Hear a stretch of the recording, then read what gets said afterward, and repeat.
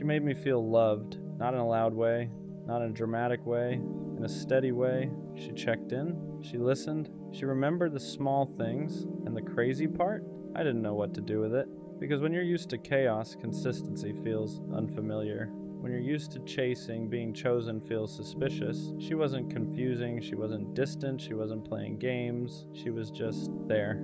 And for some reason that scared me more than anything. Healthy love feels calm, and when you're used to chaos, calm can feel boring. There were no mixed signals, no guessing games, no hot and cold energy. She didn't make me question where I stood, and that was new. I was used to intensity, late night arguments, emotional highs and lows, passion that felt like a roller coaster. With her, it was steady, and instead of relaxing into it, I started looking for something wrong. Because when you've been conditioned to associate love with anxiety, peace feels unfamiliar. You mistake stability for a lack of spark, consistency for predictability, security for missing something. But the truth, nothing was missing.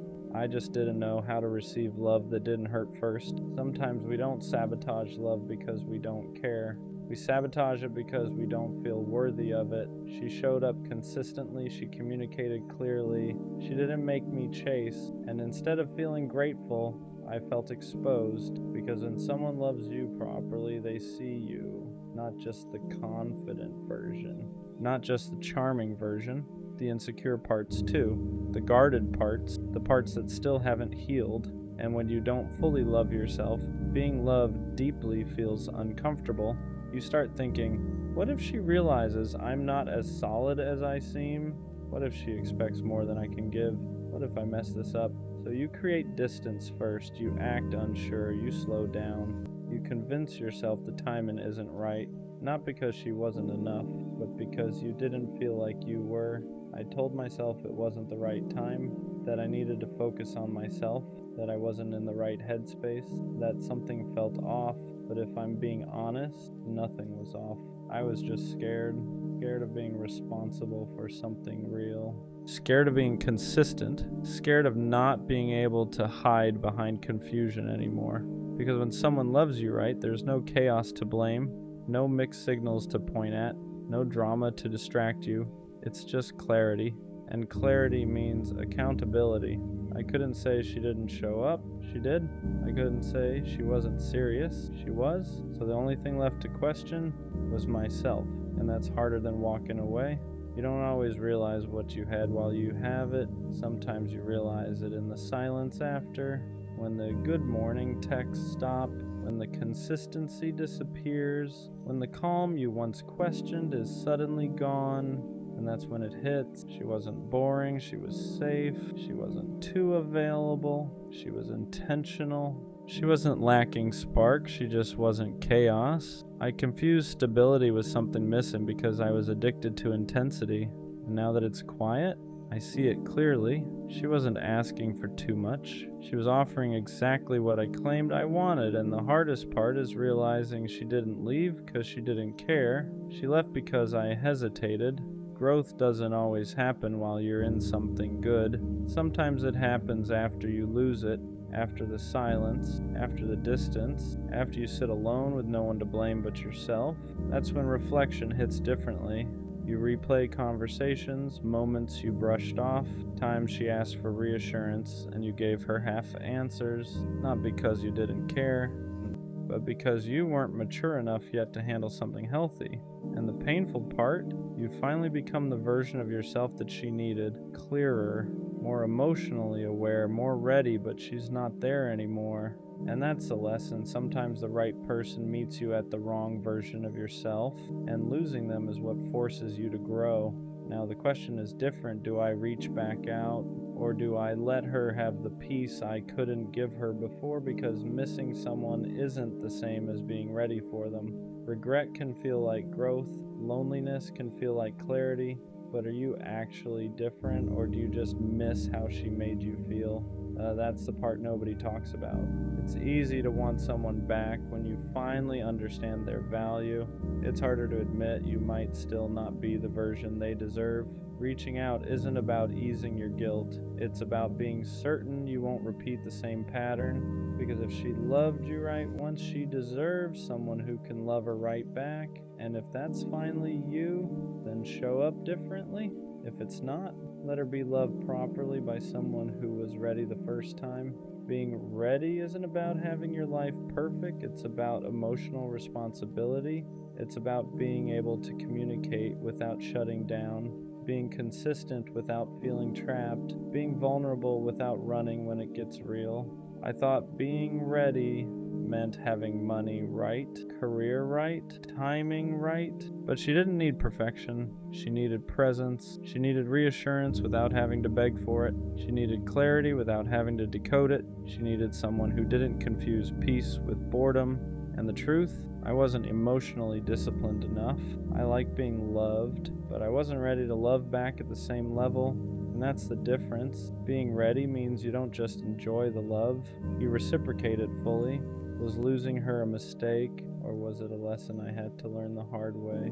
At first it felt like a mistake, like I let something rare slip through my hands, like I fumbled the one person who actually showed up right. But the more I sat with it, the more I realized something. If I wasn't ready, I would have hurt her eventually. Not intentionally, not maliciously, but through inconsistency, through hesitation, through emotional immaturity. And she didn't deserve that. Sometimes the loss isn't punishment, it's preparation. Preparation to become the version of yourself who doesn't run from healthy love, who doesn't confuse peace with boredom, who doesn't sabotage stability. Maybe she wasn't meant to stay forever. Maybe she was meant to show me what real love looks like, so I'd stop settling for less and stop being less. And that doesn't erase the regret, but it gives it meaning. Will she ever know how much she meant to me? Probably not in the way she deserved, because when she was loving me out loud, I was loving her quietly. When she was certain, I was unsure. When she was present, I was half in. And now that I finally understand her value, it's in hindsight. But here's what I do know. She raised my standard, not just for what I want, but for who I need to be. She showed me that love doesn't have to be chaotic to be real, that consistency isn't boring, that reassurance isn't weakness, that stability is rare, and maybe she'll never know how much she changed me. Maybe she'll never know that losing her is what forced me to grow. But one day, when I love someone the right way, fully, clearly, consistently, a part of that will be because of her, because she loved me right, even when I wasn't ready, and that's something I'll always respect. For the longest time I thought she loved me, not just liked me, not just enjoyed being around me. I thought she actually loved me, because she talked to me every day, she wanted to know what I was doing, she asked about my life like it mattered to her. And when someone shows you that kind of attention, it's easy to believe the feelings behind it are real. So I believed it. I believed the late night conversations meant something deeper. I believed the way she smiled when we talked meant she cared. I believed all the time we spent together was building something real. But looking back now, I think she didn't love me. I think she loved the attention. There's a difference. When someone loves you, they care about who you are, your thoughts, your struggles, your future. They care about the person standing in front of them. But when someone loves the attention, the focus isn't really on you, it's on how you make them feel. The compliments, the validation, the feeling of being wanted. And for a while I was giving her all of that. I was the person who always answered, the person who always listened, the person who always showed up when she needed someone to talk to. And I thought that meant I mattered to her, but eventually I started noticing something strange. Whenever I pulled back, she suddenly came closer. Whenever I stopped giving her attention, she started reaching out again. Not because she missed me, but because she missed the way I made her feel. And that's when something started becoming clear. Maybe she didn't love me the way I thought she did. Maybe she just loved having someone who cared about her that much. Once that thought entered my head that maybe she didn't love me, maybe she just loved the attention, I started seeing things differently. Moments that once felt meaningful started feeling different. I remembered how often she reached out when she was bored, when she had nothing going on, when she needed someone to talk to, and every time I was there, answering her messages, listening to her problems, giving her reassurance whenever she doubted herself. At the time, I thought that's what love looked like, two people being there for each other. But when I really looked at it honestly, something felt uneven, because when she needed attention, I was always available, but when I needed support, it didn't always feel the same. Sometimes she would disappear. Sometimes the conversation would suddenly end. Sometimes it felt like the connection only existed when she was the one who needed it. And that's when the difficult question started forming in my mind. Was she actually interested in me? Or was she interested in the way I made her feel about herself? Because attention can be addictive. When someone constantly reminds you that you're special, that you're wanted, that someone cares deeply about you, it feels good, really good. And some people don't fall in love with the person giving them that feeling. They fall in love with the feeling itself, the validation, the reassurance, the comfort of knowing someone is always there. And I think that's what I was to her. Not a partner, not someone she truly wanted to build something with, but someone who gave her a constant source of emotional attention. And the moment I started seeing that pattern, everything began to make more sense. The more I thought about it, the more patterns started standing out. Because when someone actually loves you, their presence in your life is consistent. They don't only show up when they need something. They don't only reach out when they're bored. They don't only care when the attention is focused on them. But with her, the connection always seemed to revolve around how she felt. If she had a bad day, I was the first person she called. If she felt insecure, I was the one reminding her how amazing she was. If she needed someone to listen, I was always there. And at the time, I thought that meant I was important to her. But eventually, I noticed something uncomfortable. When I had a bad day, she wasn't always there the same way. When I needed reassurance, the conversation would shift quickly. When I tried to open up about my own struggles, it didn't always hold her attention for long. And that's when it started feeling like the relationship wasn't built around us. It was built around her receiving and me giving. And the scary part about that kind of dynamic is you don't notice it right away. Because when you care about someone, giving feels natural. You don't keep score. You don't measure every moment of effort. You just show up because you believe the connection matters. But slowly you start realizing something. You're the one holding most of the emotional weight. You're the one keeping the conversations alive. You're the one making sure the connection doesn't fade. And when you stop doing that, everything changes. That's when the real truth shows itself. Because the moment I stopped giving her constant attention, something strange happened. She didn't start fighting harder for the connection. She didn't try to understand what changed. Instead, the distance grew. And that's when I realized something that hurt more than the breakup itself. She didn't miss me. She missed the attention I gave her. Realizing that she didn't miss me, she missed the attention, was one of the hardest truths to accept. Because when you care about someone deeply, you don't want to believe that your place in their life was built around something that shallow.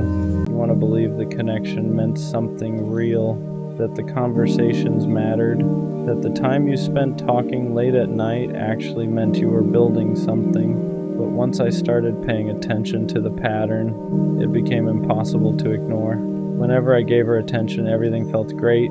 She was warm, engaged, interested. She would laugh more, reply faster, make it seem like we had this deep connection. But the moment that attention slowed down, everything changed. Suddenly the conversations felt shorter, the interest faded, the energy shifted, and that's when it finally clicked. Her feelings weren't connected to me. It They were connected to the attention I was giving her. Because when someone loves you, their connection doesn't disappear just because the attention changes. But when someone loves the attention, the moment that validation slows down, so does their interest. And looking back now, that explains everything. Why she would suddenly become distant, why she would come back the moment I stopped reaching out, why the connection always felt strongest when I was the one giving the most.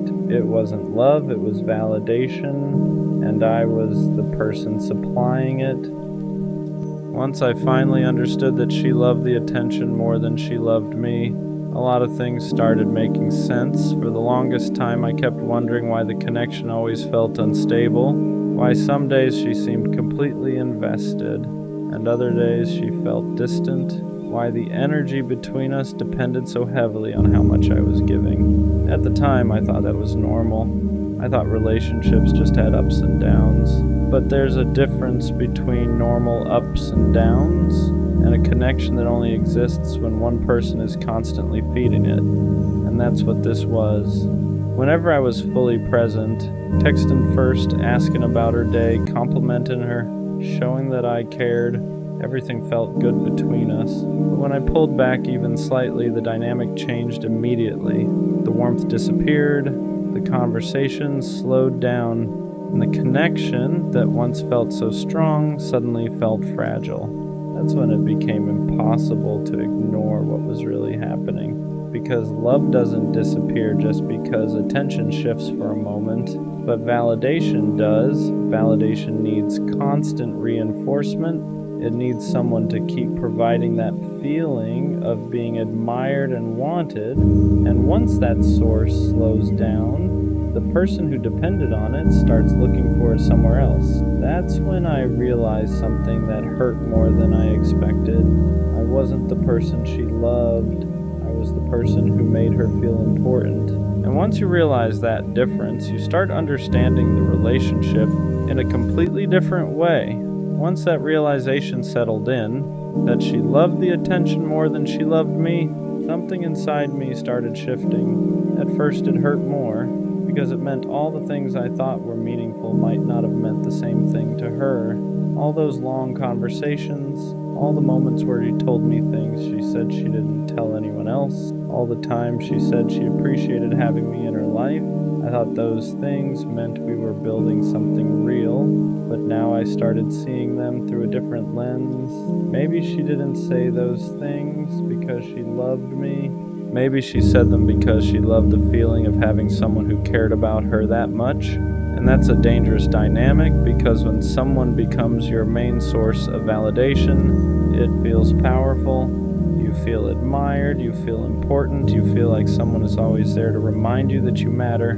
But that feeling isn't the same as love. Love cares about the person giving the attention. Validation only cares about the feeling it creates. And the more I thought about it, the more I realized something uncomfortable. Whenever I tried to shift the focus of the relationship, whenever I wanted something deeper, the energy changed. If I asked serious questions about where things were going, if I talked about building something more stable, if I needed emotional support myself, that's when the connection suddenly felt weaker. Almost like the relationship only worked when I was the one giving, not when I needed something back. And that's when the truth became impossible to ignore. The relationship wasn't built on mutual connection. It was built on attention, and I was the one providing it. After I understood that the relationship was built more on attention than love, another uncomfortable truth started showing itself. I wasn't just giving attention, I was maintaining the entire connection. I was the one making sure the conversation didn't die.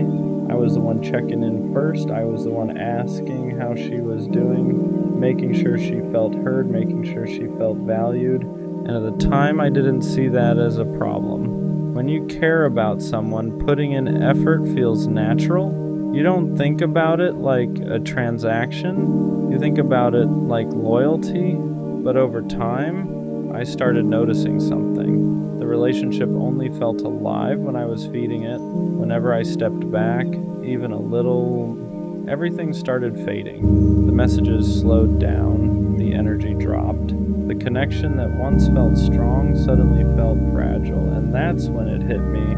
Love doesn't disappear the moment someone stops giving constant attention, but validation does. Validation needs fuel. It needs someone constantly reminding you that you're wanted, that you're interesting, that someone is thinking about you. And the moment that fuel slows down, the person who depended on it starts feeling empty. That's when they either come back asking for more, or they go find someone else who will give it to them.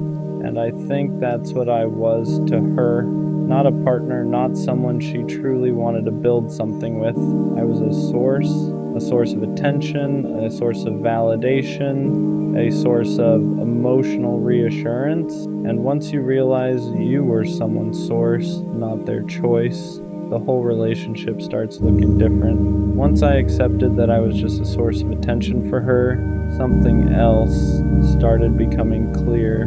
The connection only existed when it benefited her emotionally. Whenever she needed reassurance, I was important. Whenever she felt lonely, I mattered. Whenever she needed someone to remind her that she was attractive, interesting, or worth talking to, suddenly I was the person she wanted to talk to again. But the moment she felt good again, the moment that emotional gap inside her was filled, something would change. The urgency would disappear, the replies would slow down, the energy would fade, and I would sit there wondering what I did wrong. For a long time, I blamed myself for those shifts. I thought maybe I said something wrong. Maybe I wasn't interesting enough. Maybe I didn't keep the excitement alive. But once you understand the difference between love and attention, everything makes more sense. Love stays even when the excitement fades. Love stays even when you're not constantly entertaining someone. Love stays even when the validation slows down for a moment. But attention doesn't work like that. Attention is temporary.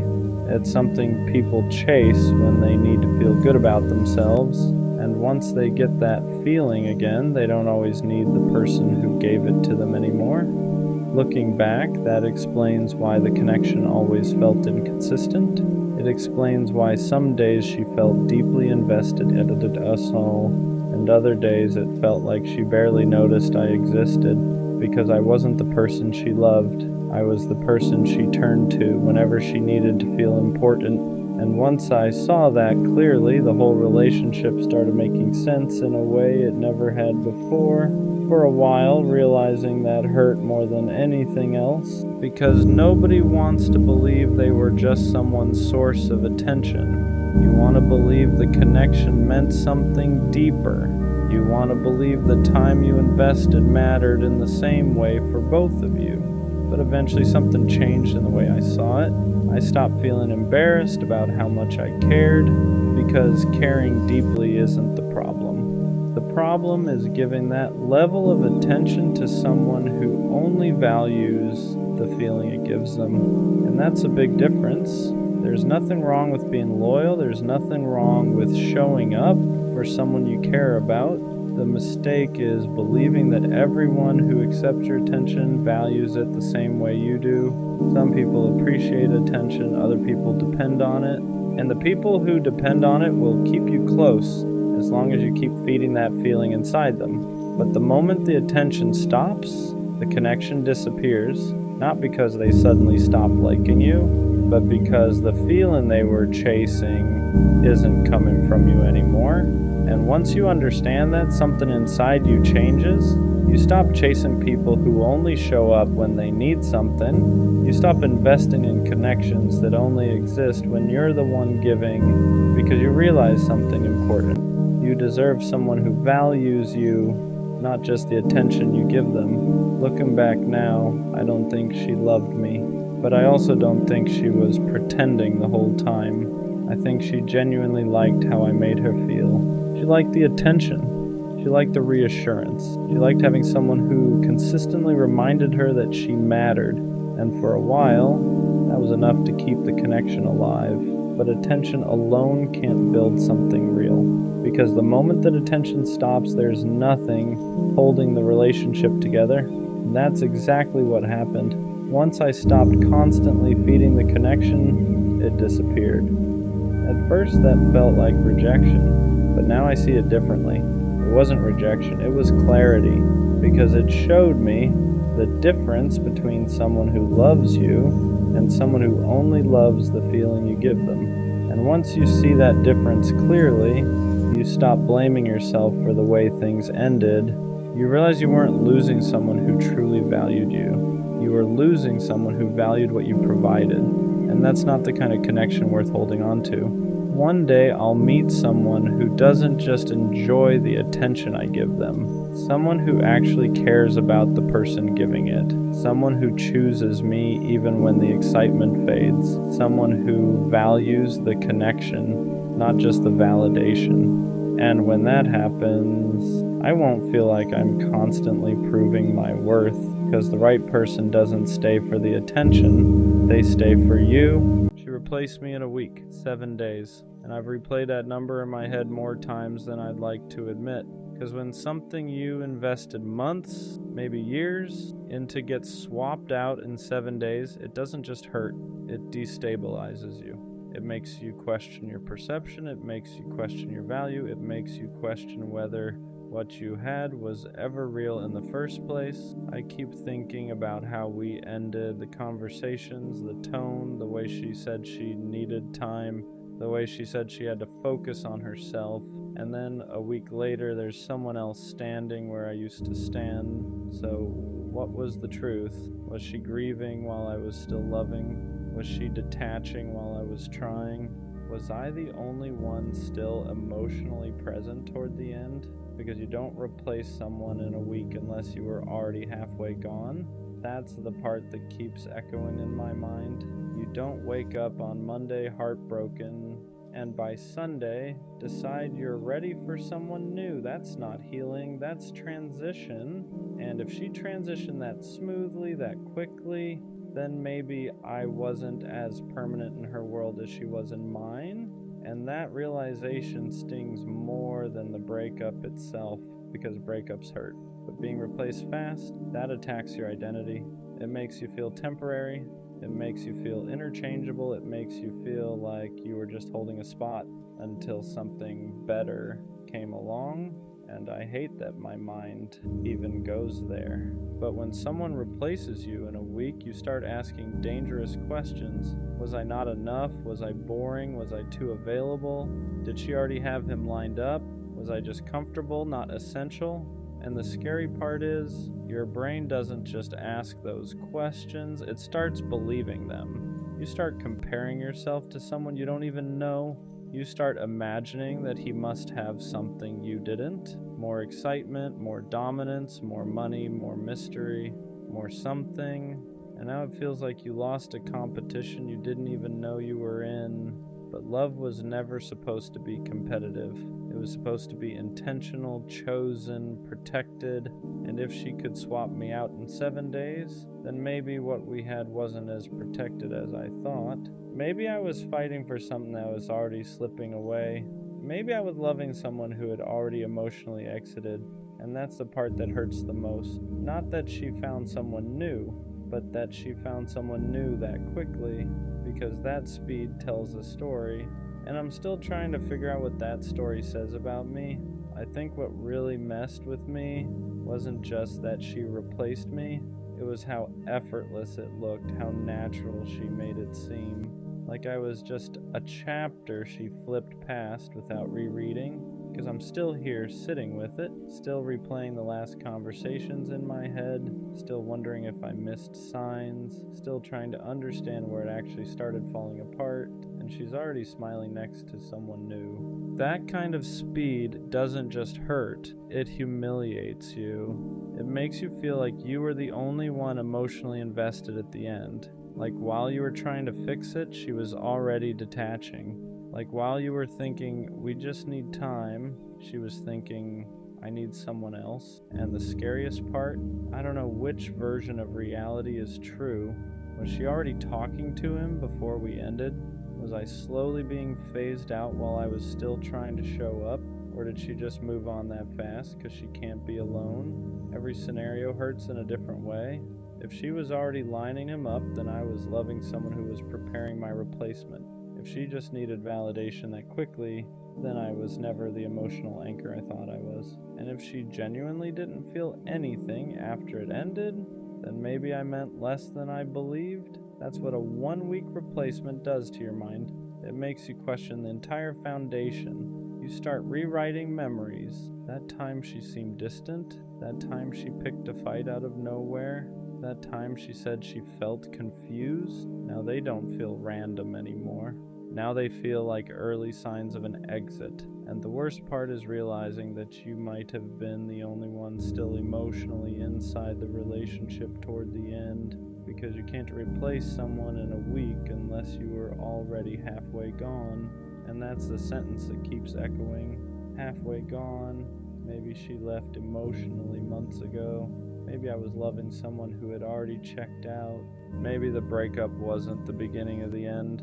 Maybe it was just the announcement, and that realization shifts the pain, because now it's not just heartbreak, it's feeling blindsided, it's feeling like you were operating on outdated information, like you thought you were both building, but she was already packing. And I hate that this makes me question my value, because logically, I know someone moving on fast doesn't define me, but emotionally, it feels like it does. It feels like I was replaceable, interchangeable, temporary, and nobody wants to feel temporary in something they treated as permanent. I keep thinking about how deeply I committed, how I shut down distractions, how I defended her when people doubted us, how I chose her repeatedly. And now it feels like I was the only one guarding something she was willing to trade.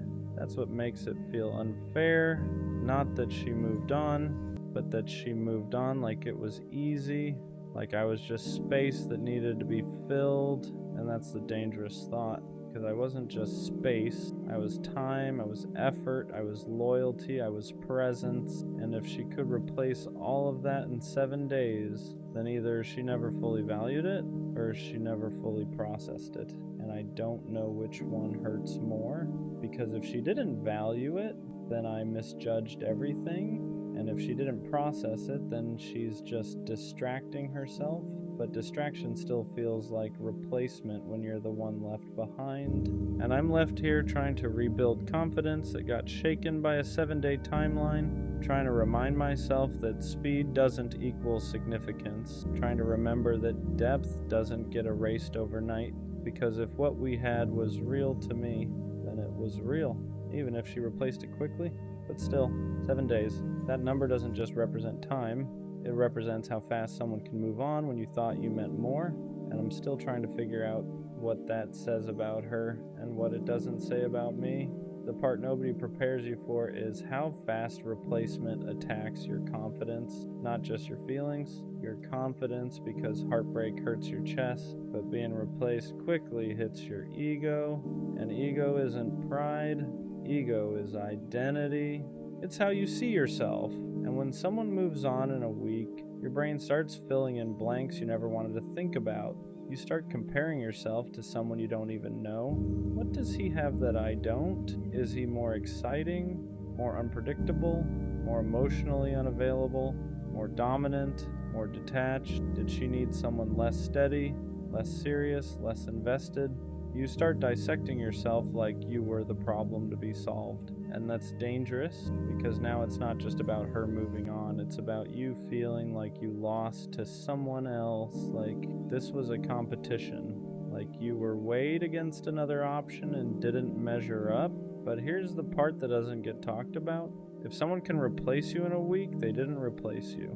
They replaced the role, they replaced the attention, they replaced the space, they replaced the feeling of not being alone. But connection, real connection, that doesn't get swapped that quickly.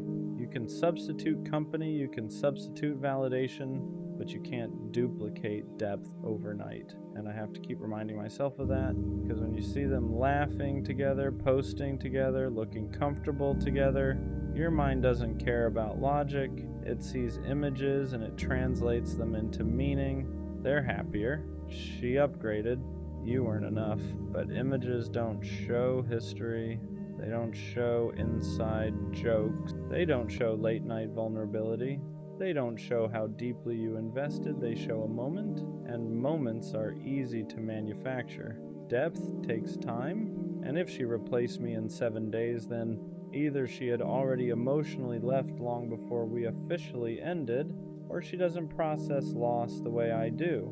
And both are hard to accept, because if she left emotionally before I did, then I was loving someone who was already gone. And if she doesn't process loss deeply, then I was loving someone who doesn't sit with pain. She escapes it. And escape looks like replacement when you're the one grieving. I won't lie though. Part of what hurts is feeling disposable. Like I was just a chapter. Like I was just a phase. Like I was someone she needed for that season.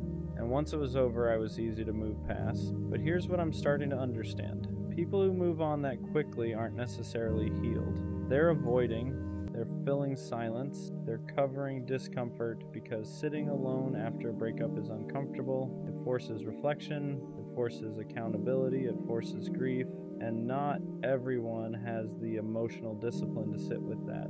Some people run straight into the next distraction, not because the previous person meant nothing, but because feeling nothing feels easier than feeling everything.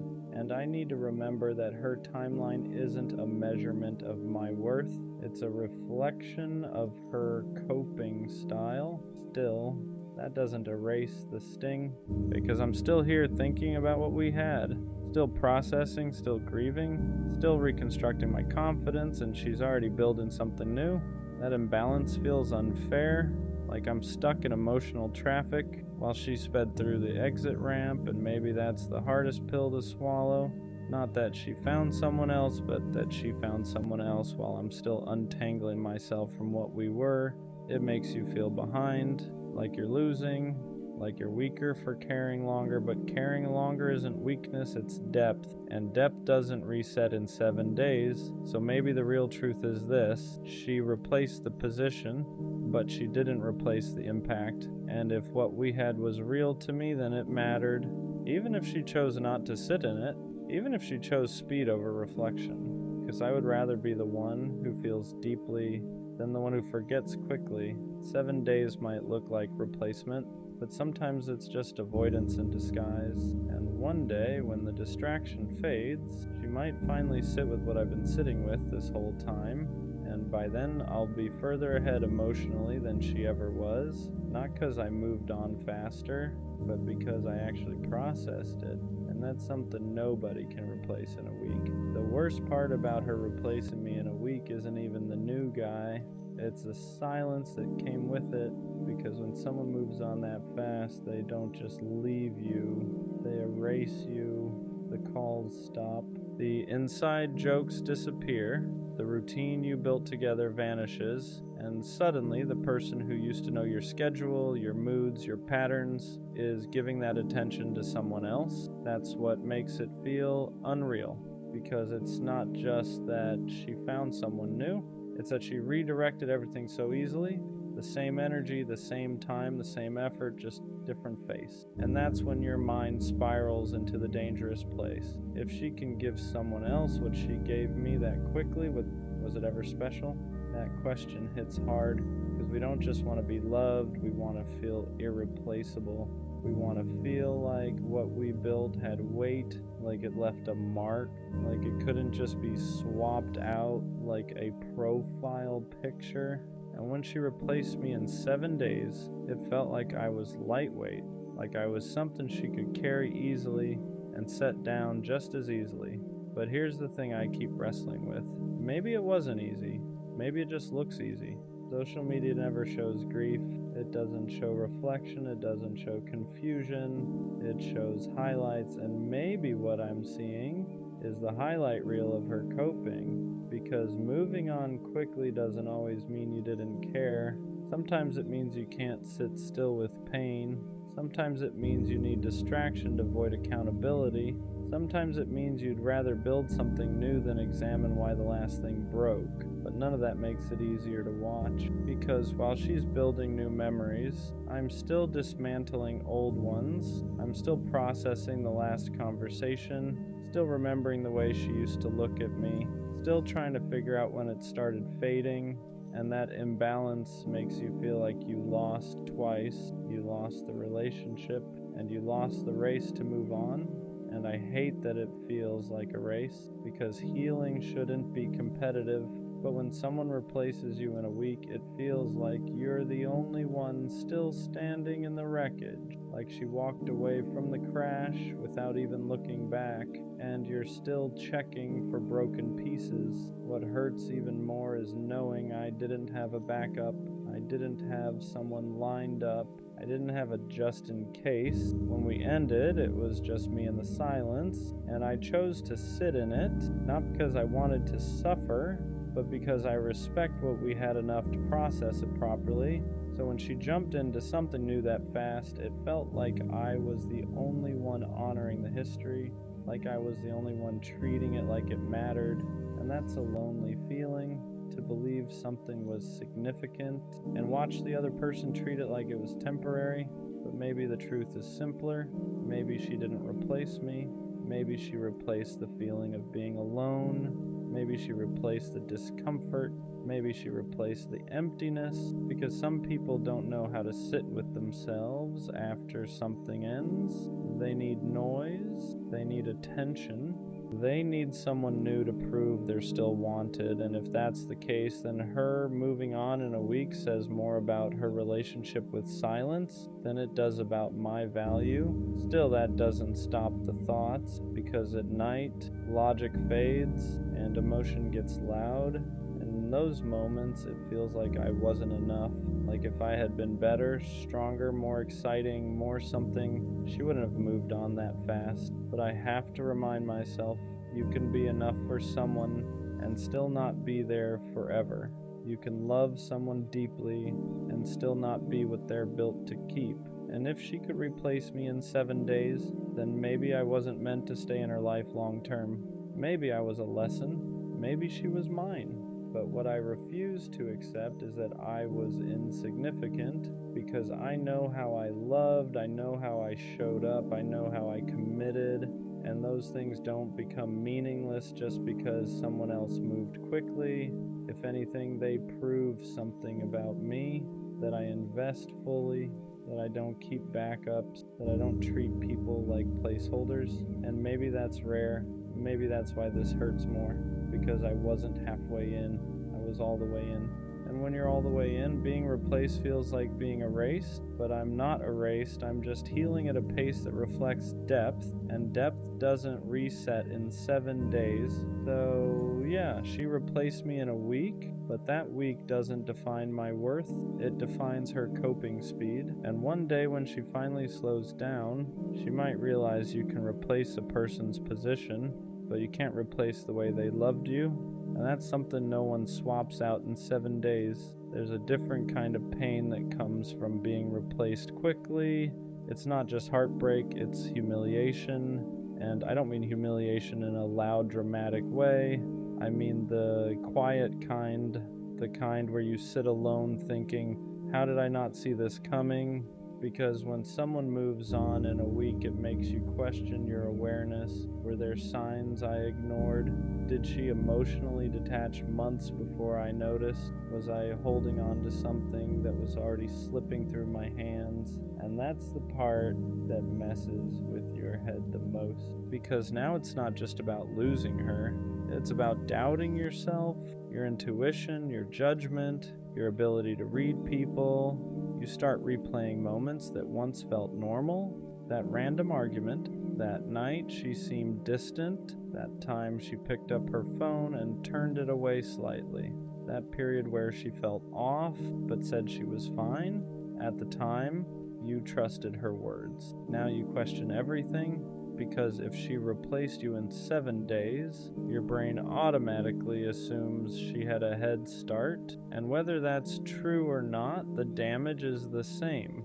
It makes you feel like you were the only one fully in it, like you were the only one fighting for something she had already decided to let go of, and that imbalance feels like betrayal, even if technically it wasn't, because the emotional timing didn't match. You were still invested, she was already transitioning, and that creates this gap, a painful one, where you're grieving something she already processed, or avoided, or replaced, and it makes you feel late, like you're the last one to realize the relationship was over, and I hate that feeling, because I don't like feeling behind. I don't like feeling like I was operating with outdated information.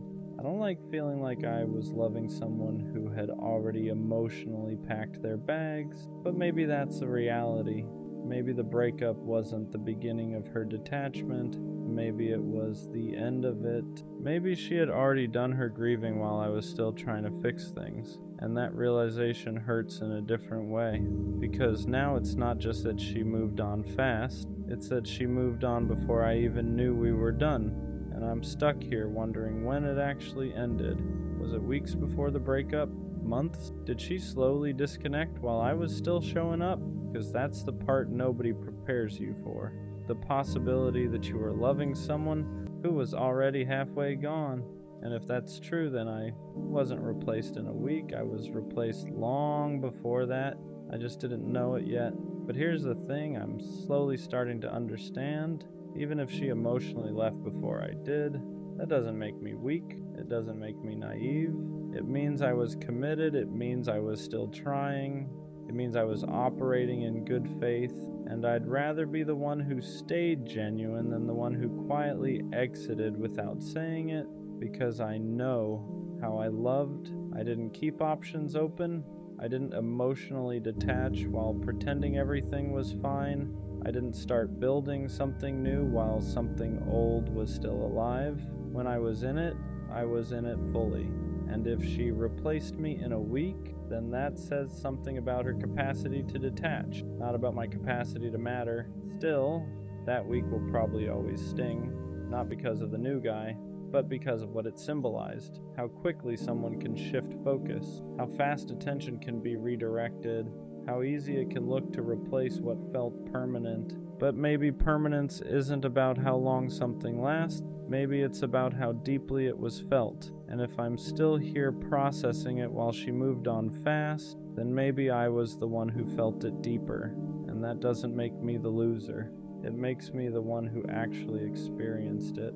7 days might have been enough for her to move forward, but it's not enough to erase what I gave, and I refuse to let her timeline rewrite my value, because being replaced quickly hurts, but being genuine never does. There's something else that hurts about being replaced in a week. It makes you question whether you were ever chosen or just convenient, because if someone can transition that smoothly, that fast, it starts to feel like you were just occupying space, like you weren't irreplaceable, like you were temporary comfort, and nobody wants to feel like temporary comfort.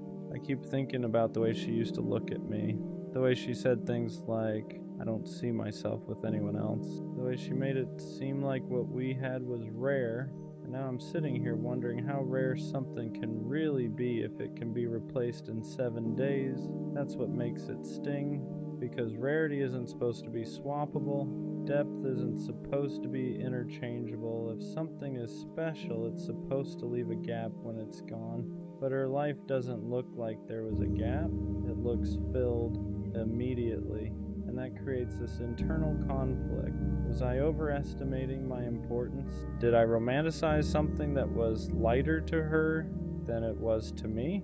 Because when you care deeply, you assume the other person feels the same weight. You assume the attachment is mutual. You assume the history matters equally. But being replaced quickly makes you realize something uncomfortable. Not everyone feels at the same depth you do. Some people attach fast and detach faster. Some people build quickly and rebuild quicker. Some people don't see relationships as something sacred. They see them as something seasonal. And maybe that's the difference between us. Maybe I treat connection like something that deserves reverence, and she treats it like something that deserves momentum, like because momentum doesn't stop, it just redirects, and that's exactly what she did. She redirected.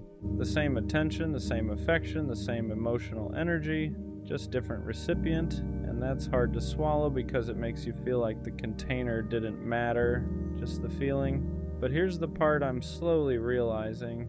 If someone can redirect their attachment that fast, then maybe what they were attached to wasn't you. It was the feeling of being with someone. And that's not the same thing. There's a difference between loving a person and loving the experience of not being alone. And if she loved the experience more than she loved me, then of course she could replace me quickly, because she wasn't replacing a soul connection, she was replacing the role. And that hurts, but it also clarifies, because I don't want to be someone's role. I don't want to be someone's emotional placeholder.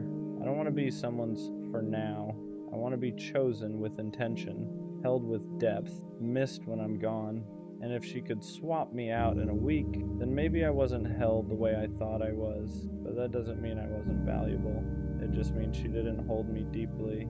And those are two different things. Still, there's something about the speed that keeps echoing. 7 days. It makes it feel like I didn't leave a mark, like I didn't leave impact, like I didn't leave space. But I know that's not true, because impact isn't measured by how long someone stays single. It's measured by what they learned, what they felt, what they carry forward. And even if she doesn't feel it now, one day when the distraction fades, when the excitement settles, when she's sitting in quiet, you might finally process what she skipped, and by then I won't be waiting. Because here's what I'm starting to understand. Being replaced quickly doesn't mean you were insignificant. It means the other person couldn't sit with loss, and loss reveals maturity.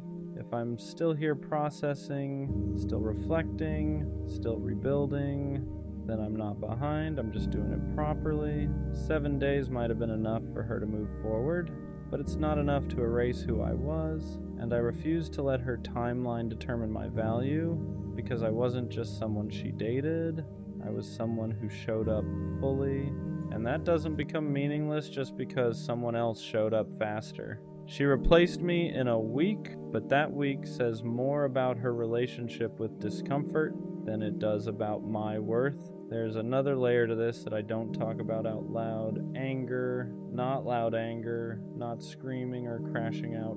The quiet kind. The kind that sits in your chest when you realize how easily someone redirected what you treated like sacred. Because I stayed loyal, I stayed committed, I stayed focused, and she moved on in 7 days. That makes you question fairness. It makes you feel like you played the game honestly while someone else was already preparing their next move. And I hate that it feels like a game, because I never approached it like one. When I was with her, I wasn't scanning the room for upgrades, I wasn't entertaining backups, I wasn't lining up options just in case. I was in it, fully, and now I'm sitting here realizing she either wasn't or she detached long before I knew. And that's what builds resentment. The idea that I was emotionally present while she was emotionally preparing. Because now it feels like I was loyal to a version of her that didn't exist anymore, like I was committed to something she had already mentally ended, and that realization stings. But here's where it shifts, because the anger starts turning into clarity. If she could replace me that quickly, then she was already disconnecting. And if she was already disconnecting, then the relationship wasn't as mutual as I believed. And if it wasn't mutual, then I wasn't losing someone who was fully invested. I was losing someone who was already halfway out. That doesn't make it hurt less, but it reframes it, because now it's not about me being not enough. It's about her not being anchored.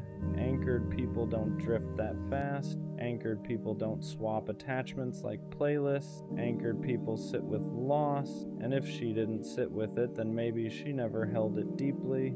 And that realization hurts, but it also frees me, because I don't want someone who can replace depth with distraction.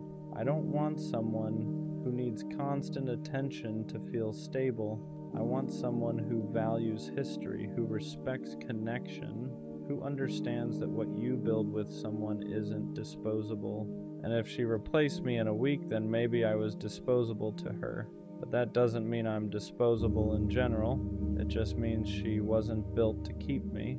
And there's a difference. Still, there's a part of me that wonders if she ever thinks about it, if she ever pauses, if she ever compares, if she ever realizes how fast she moved, but I can't live in that space, because waiting for someone to feel what you felt is a trap, and I refuse to trap myself in her timeline. 7 days, that's how fast she moved, but here's the truth. I'd rather take my time healing than rush into something new just to prove I can. I'd rather rebuild properly than distract myself temporarily, because I know what I gave, and I know how I showed up. And I know I don't need to rush into something new to validate that. She replaced me in a week, but I'm rebuilding myself at a pace that lasts, and that's not weakness, that's depth. You know what else being replaced in a week does? It makes you question whether you were ever truly seen. Because if someone really sees you, your patterns, your effort, your loyalty, your depth, they don't just slide into something new like you were a temporary rental. They feel the absence, they sit in it, they notice the difference, and I keep wondering if she noticed the quiet after I stopped calling, if she noticed the lack of consistency I used to bring, if she noticed that the stability I provided isn't something you just duplicate overnight, or if she just filled the silence so fast that there was no space to notice it all. That's what hurt, the possibility that I wasn't deeply registered, that I was experienced but not understood, because there's a difference between being with someone and truly knowing them. And when someone replaces you quickly, it feels like they never fully knew the weight of what they had. It feels like they liked the experience of you, not the essence of you, and I can handle someone not choosing me. But it's harder to handle feeling like I was easy to move past. I keep thinking about how careful I was, how intentional I was, how I didn't play games, how I didn't keep backups, how when things got hard, I leaned in instead of pulling away. And in the end, it feels like none of that slowed her down. 7 days. That number keeps echoing like a clock ticking in reverse, because for me, 7 days after a breakup feels raw. It feels heavy. It feels like I'm still adjusting to the silence, but for her, 7 days was enough to build something new. And that contrast makes you feel like you loved harder than you were loved. And that's a lonely realization, because loving harder isn't something you brag about. It's something you feel when the other person moves on faster, and you're left holding the emotional weight. But here's what I'm starting to see clearly. Just because she moved on quickly doesn't mean she processed it deeply. Speed isn't strength. Speed can be avoidance. Speed can be distraction. Speed can be ego protection. Sometimes people rush into something new not because the old thing meant nothing, but because it meant too much. Because sitting alone would force them to face what they lost, and not everyone is strong enough to sit in that kind of silence, and maybe I am. Maybe the reason I'm still here thinking, reflecting, feeling, is because I actually let it hit me. I didn't numb it, I didn't immediately replace it, I didn't run from it, I sat with it, and sitting with pain requires maturity.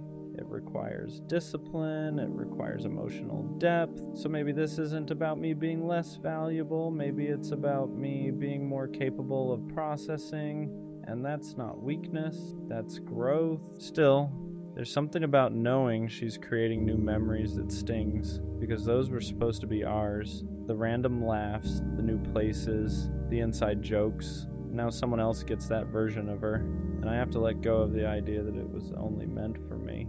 And that's hard, but here's the truth I can't ignore anymore.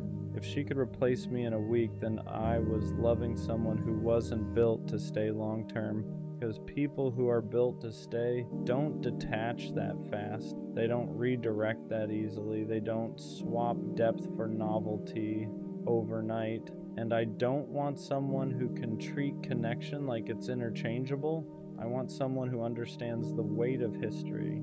Who understands that what you build with someone isn't disposable? Who understands that real attachment doesn't reset in 7 days? So yeah, she replaced me in a week, but I'm rebuilding myself in a way that lasts longer than a rebound ever will. And when I look back at this one day, I won't just remember the hurt, I'll remember the clarity, because being replaced quickly doesn't mean you were insignificant. It means the other person wasn't anchored, and I refuse to confuse someone else's instability with my lack of worth.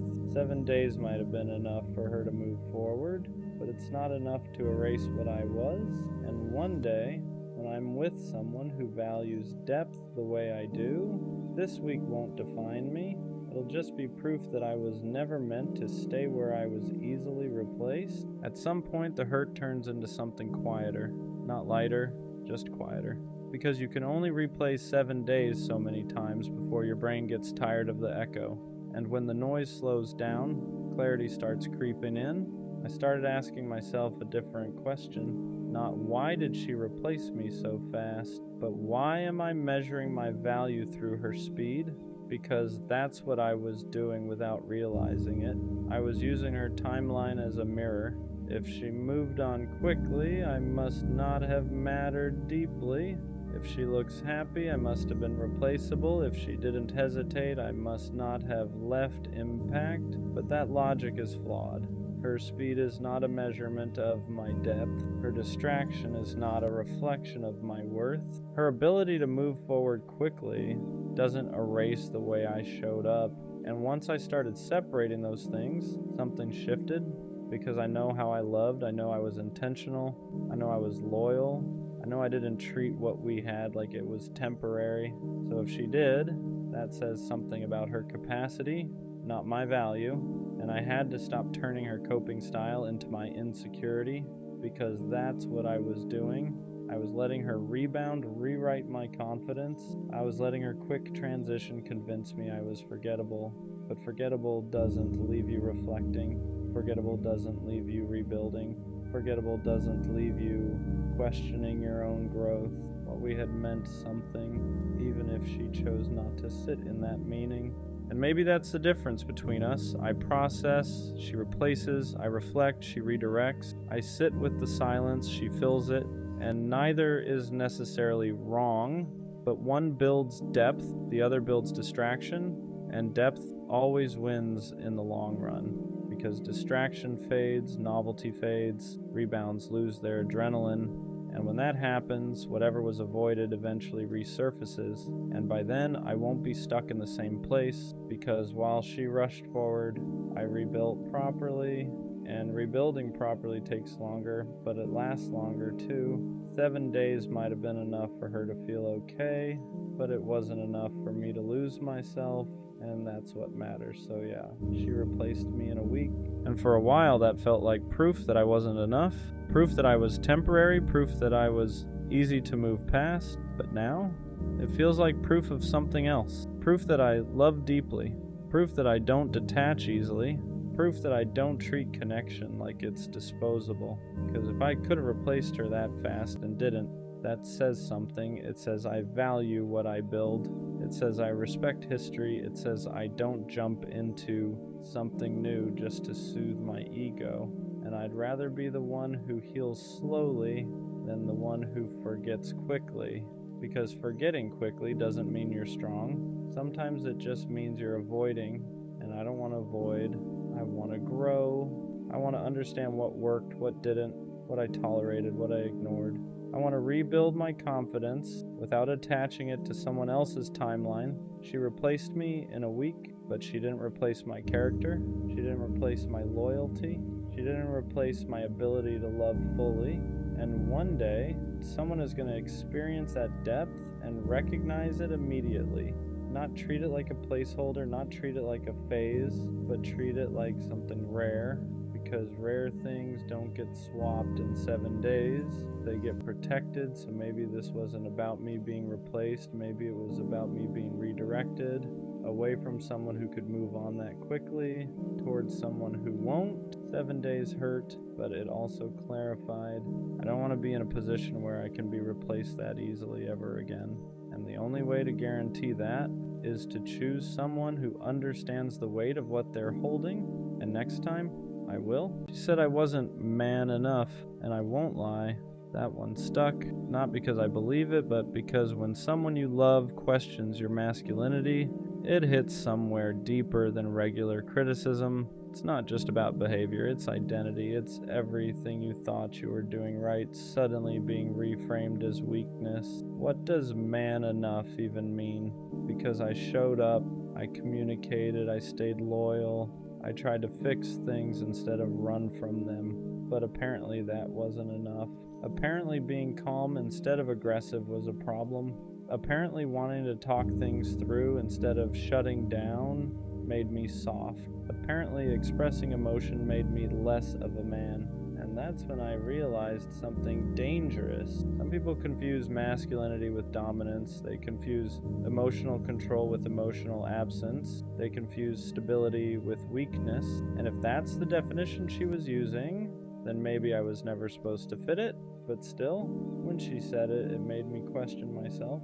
Because no matter how confident you are, words like that linger. They make you replay moments. They make you wonder if you should have been tougher, colder, less available, less understanding. And that's how toxic standards start reshaping you quietly. I started analyzing everything after that. Was I too patient, too willing to compromise, too quick to apologize? Because I thought being a man meant being responsible, being accountable, being emotionally mature. But maybe she wanted something louder, more dominant, more unpredictable, and that's confusing because society tells men two opposite things. Be strong, but don't be cold. Be vulnerable, but don't be weak. Lead, but don't control. And somehow you're supposed to balance all of it perfectly. So when she said I wasn't man enough, I started wondering, was I too emotionally available? Was I too steady? Was I not exciting enough? But here's the truth that took me time to accept. Being consistent doesn't make you less of a man. Being calm doesn't make you less masculine. Being emotionally intelligent doesn't make you weak. It makes you evolved. And not everyone is comfortable with evolved. Some people are used to chaos, used to intensity, used to men who are hard to access emotionally. So when they meet someone who communicates clearly and stands firm without yelling, it feels unfamiliar. And unfamiliar can feel unmanly to someone who's been conditioned differently. But that's not my problem to fix. The deeper issue wasn't her words. It was what they tried to take from me. My confidence, because when someone attacks your masculinity, they're attacking your foundation. They're saying you're not enough as you are, and that's heavy. But here's what I had to learn. Being man enough means being emotionally unavailable. If it means suppressing how I feel, if it means pretending I don't care, if it means dominating instead of communicating, then I don't want that version of masculinity, because strength isn't loud. It's controlled, it's stable, it's secure enough to not overreact. It's confident enough to not prove itself constantly. And maybe she mistook calm for weak. Maybe she mistook kindness for softness. Maybe she mistook emotional awareness for insecurity. But that doesn't redefine me, it just shows what she was used to. What hurt the most wasn't that she left, it was that she framed it like I lacked something, like I needed to become more, like I needed to step up into some undefined standard. But love isn't about becoming someone else to fit someone's idea of masculinity. It's about alignment. If she needed someone louder, more dominant, more emotionally distant, that's preference, not proof that I wasn't enough. Wasn't. Because being man enough shouldn't mean performing toughness. It should mean integrity, leadership, emotional control, responsibility. And I had all of that, just not in a way that matched her expectations, and that's okay. I realized something important after sitting with it. The right woman won't question your masculinity. She'll feel safe in it. She won't need you to be aggressive to feel protected. She won't need you to be emotionally shut down to feel secure. She won't test your dominance to measure your worth. She'll recognize strength and stability. She'll see leadership and accountability. She'll see masculinity in consistency, because real masculinity isn't about intimidation. It's about presence. It's about knowing who you are without needing to prove it constantly. And here's the part nobody talks about. Sometimes when someone says you're not man enough, what they really mean is, you're not toxic enough for what I'm used to. Because chaos feels passionate to some people, silence feels strong to some people, emotional distance feels masculine to some people, but healthy masculinity feels boring if you're addicted to instability, and that's not an insult, it's reality. Some people equate unpredictability with strength, and when they meet steadiness, they don't know what to do with it. I had to ask myself something hard. Was I actually lacking, or was I just not performing? Because there's a difference. Lacking means I don't possess something. Performing means I'm pretending to, and I refuse to perform masculinity for approval. I refuse to become colder just to seem stronger. I refuse to suppress my emotional intelligence just to look dominant, because the right person won't require that. They'll appreciate it. If anything, being called not man enough forced me to define what that means for myself. To me, being a man means standing on your word, protecting without controlling, communicating without yelling, being emotionally disciplined, owning your mistakes, leading with stability, and I did all of that. So if that wasn't enough for her, it doesn't mean I failed. It means we defined strength differently. I won't let one person's perception reshape my identity, because masculinity isn't loud. It isn't about dominance. It isn't about intimidation. It's about internal control. It's about consistency. It's about knowing who you are when no one is watching. And if someone mistakes calm strength for weakness, that says more about what they're used to than what I am. She said I wasn't man enough, but I am man enough to walk away instead of yelling, stay calm instead of escalating, express how I feel instead of suppressing it, choose growth instead of ego, and that's the kind of man I'll stay, because the right woman won't need me to prove my masculinity. She'll feel secure in it, and I'd rather be steady and misunderstood than loud and respected for something I'm not. If being man enough means losing emotional depth, then I'll pass. Because real strength doesn't shout, it stands. She said she needed space, and I believed her, because when someone says that, you don't question it, you respect it, you tell yourself they're overwhelmed, they're figuring things out, they just need time to clear their head. So I gave her that. I didn't chase, I didn't pressure her, I didn't try to force conversations that she clearly wasn't ready to have.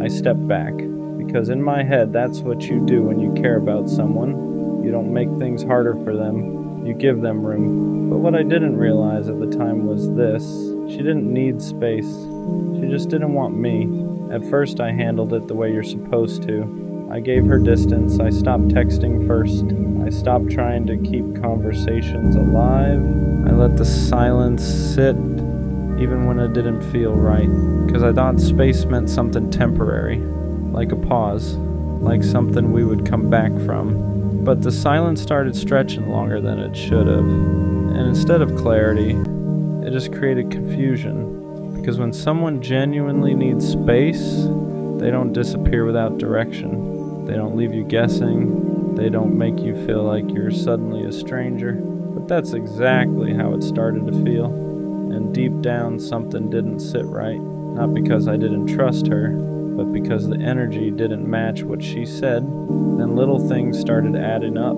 Things I didn't notice right away. But once I did, I couldn't ignore them. She wasn't just taking space. She was still active, still talking, still posting, still present, just not with me. And that's when the confusion turned into something else, clarity, because space doesn't mean disappearing from one person while still being available for everything else. Space doesn't look like selective silence, and that's when it hit me.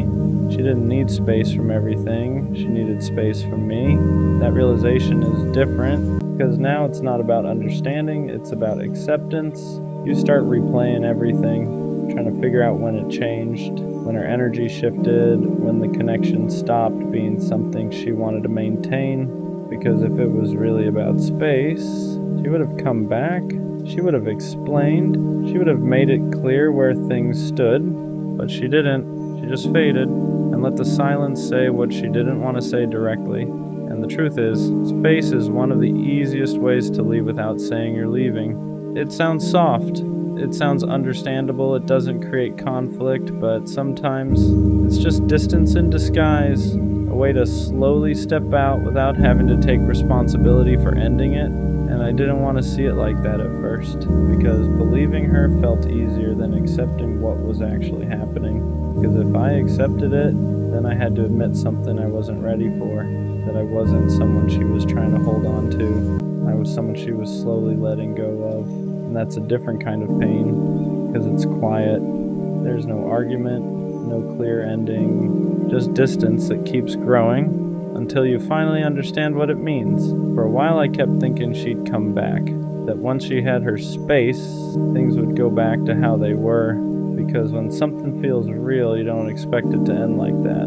You expect a conversation, closure, something, but sometimes the absence is the answer, and that's what I had to learn the hard way. And once I stopped waiting, everything started making more sense, because I wasn't confused anymore, I wasn't questioning where I stood, I wasn't trying to interpret silence, I just saw it for what it was. She didn't need time, she made a decision, just not one she wanted to say out loud. And yeah, that hurts, not just because she left, but because of how she did it. Because honesty would have been easier to respect, clarity would have been easier to accept, but instead, I was left trying to understand something that was never explained, and that kind of ending stays with you for a while. So yeah, she said she needed space, but what she really needed was distance from me, and now I understand something clearly. The right person doesn't disappear to figure out if they want you. They don't leave you in silence, they don't make you question everything. They communicate, they stay, they choose. So next time, I won't confuse silence with patience. I won't wait around for someone who already stepped away, because when someone truly wants you, they don't need space to decide it. I don't care how corny it sounds. I'm not going to stop being a lover, not until I get the kind of love I've always imagined. The kind where there's no confusion, no wandering attention, no half-interest disguised as effort, just one person, and a world that feels smaller because of it. I want love where focus doesn't drift, where nobody else even registers, where loving them feels instinctive, not forced. The kind of love that doesn't try to be cinematic, it just is. Two people driving with no destination, standing in open fields, traveling for no reason other than wanting to be together. The kind of love you don't just feel in your chest, you feel it in your soul, hot, intense, alive. And I don't understand how people walk around pretending that kind of love doesn't matter. Like love is casual, like attachment is embarrassing, like caring deeply is something you should hide, because love is everything. It's sharing the world with someone, learning their habits, reading their moods, knowing them in ways no one else does. It's going from stranger to someone you can't imagine life without. And yeah, love comes with risk, heartbreak, loss, pain, but I'm here for all of it. Because if that's the price of loving deeply, I'll pay it. I'll take the uncertainty, I'll take the scars, I'll take the ache that comes with caring. What makes it hard sometimes isn't loving deeply, it's loving deeply in a world that pretends not to care. People act like being attached is weak, like wanting someone fully is desperate. They call it being nonchalant. They call it cool. They call it protecting yourself, but to me it just feels empty. I don't want love that's casual. I don't want half interest. I don't want to pretend I wouldn't be devastated if I lost someone I truly cared about. I want to feel it, all of it. I want the kind of love where my heart is completely in, no exits, no backups, no pretending. And yeah, that makes me vulnerable. It means I get hurt easier. It means I feel things more intensely, but I'd rather feel everything than live numb just to look unbothered. Because loving deeply isn't weakness, it's courage. It takes guts to say, I want you fully. I'm choosing you. I'm not scared to care. And maybe that's why it feels lonely sometimes, because not everyone is built to love like that.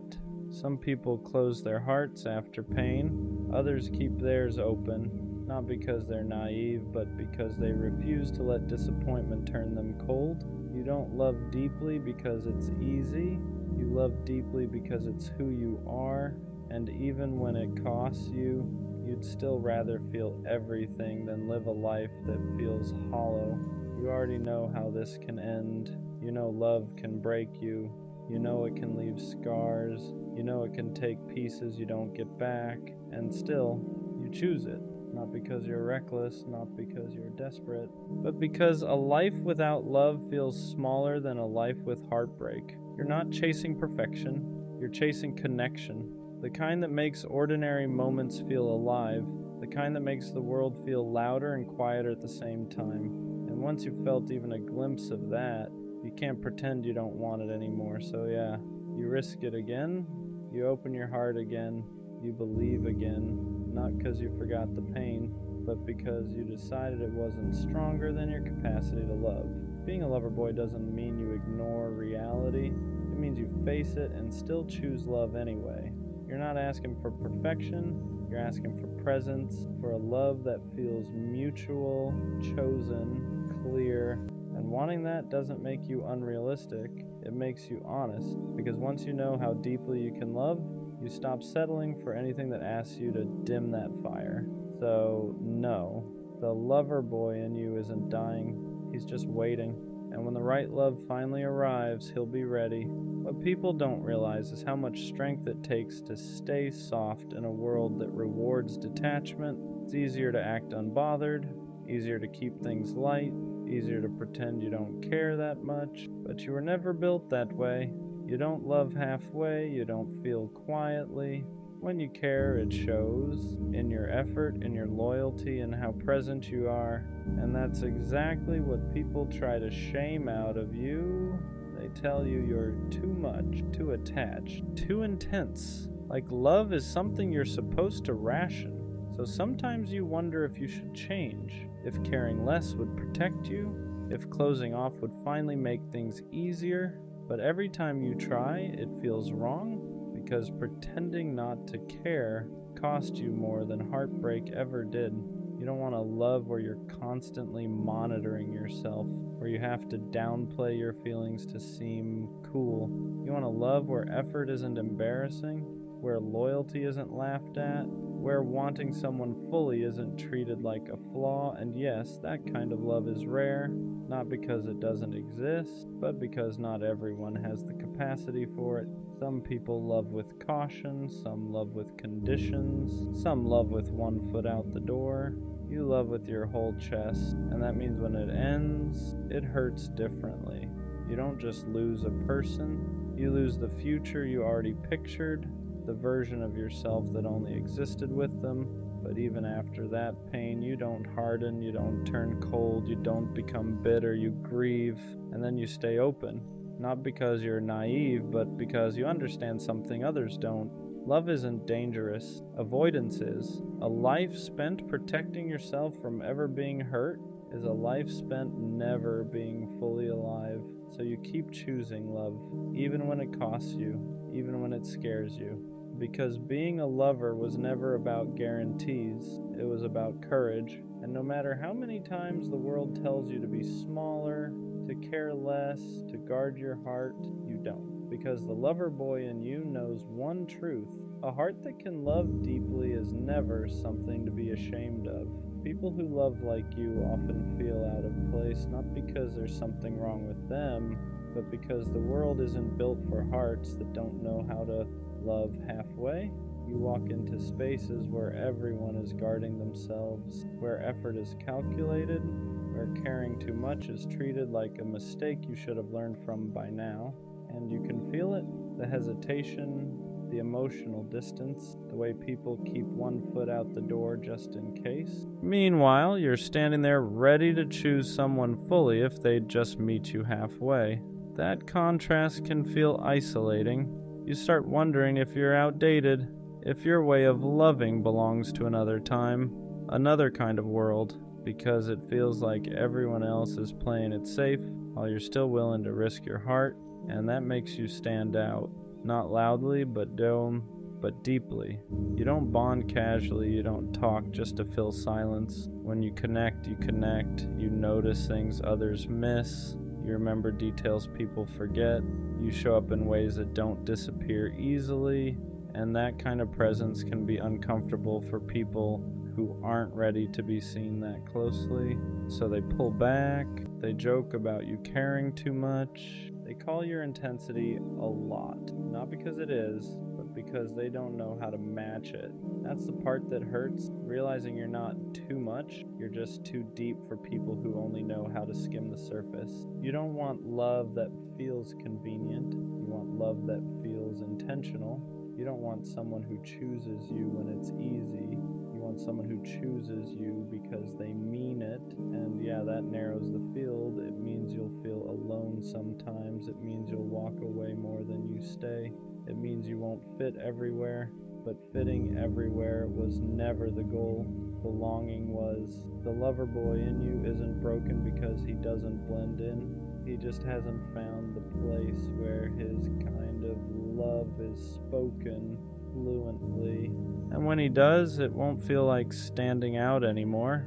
It'll feel like coming home. Loving this deeply almost always comes with loneliness first. Not because you're doing something wrong, but because alignment takes time. When you love with your whole heart, you don't rush into anything just to feel chosen. You don't settle for attention that fades. You don't accept half presence just to avoid being alone. And that means there are stretches where it feels like everyone else has someone and you don't. You watch people pair up quickly, jump from connection to connection, call it love because it fills the space, and sometimes you wonder if you're being too patient, too selective, too unwilling to compromise. But deep down, you know the truth. You're not afraid of being alone. You're afraid of being half-loved. You don't want a relationship that feels like constant self-editing, where you have to mute your feelings, where your intensity is treated like a problem instead of a gift. So you wait, not passively, intentionally.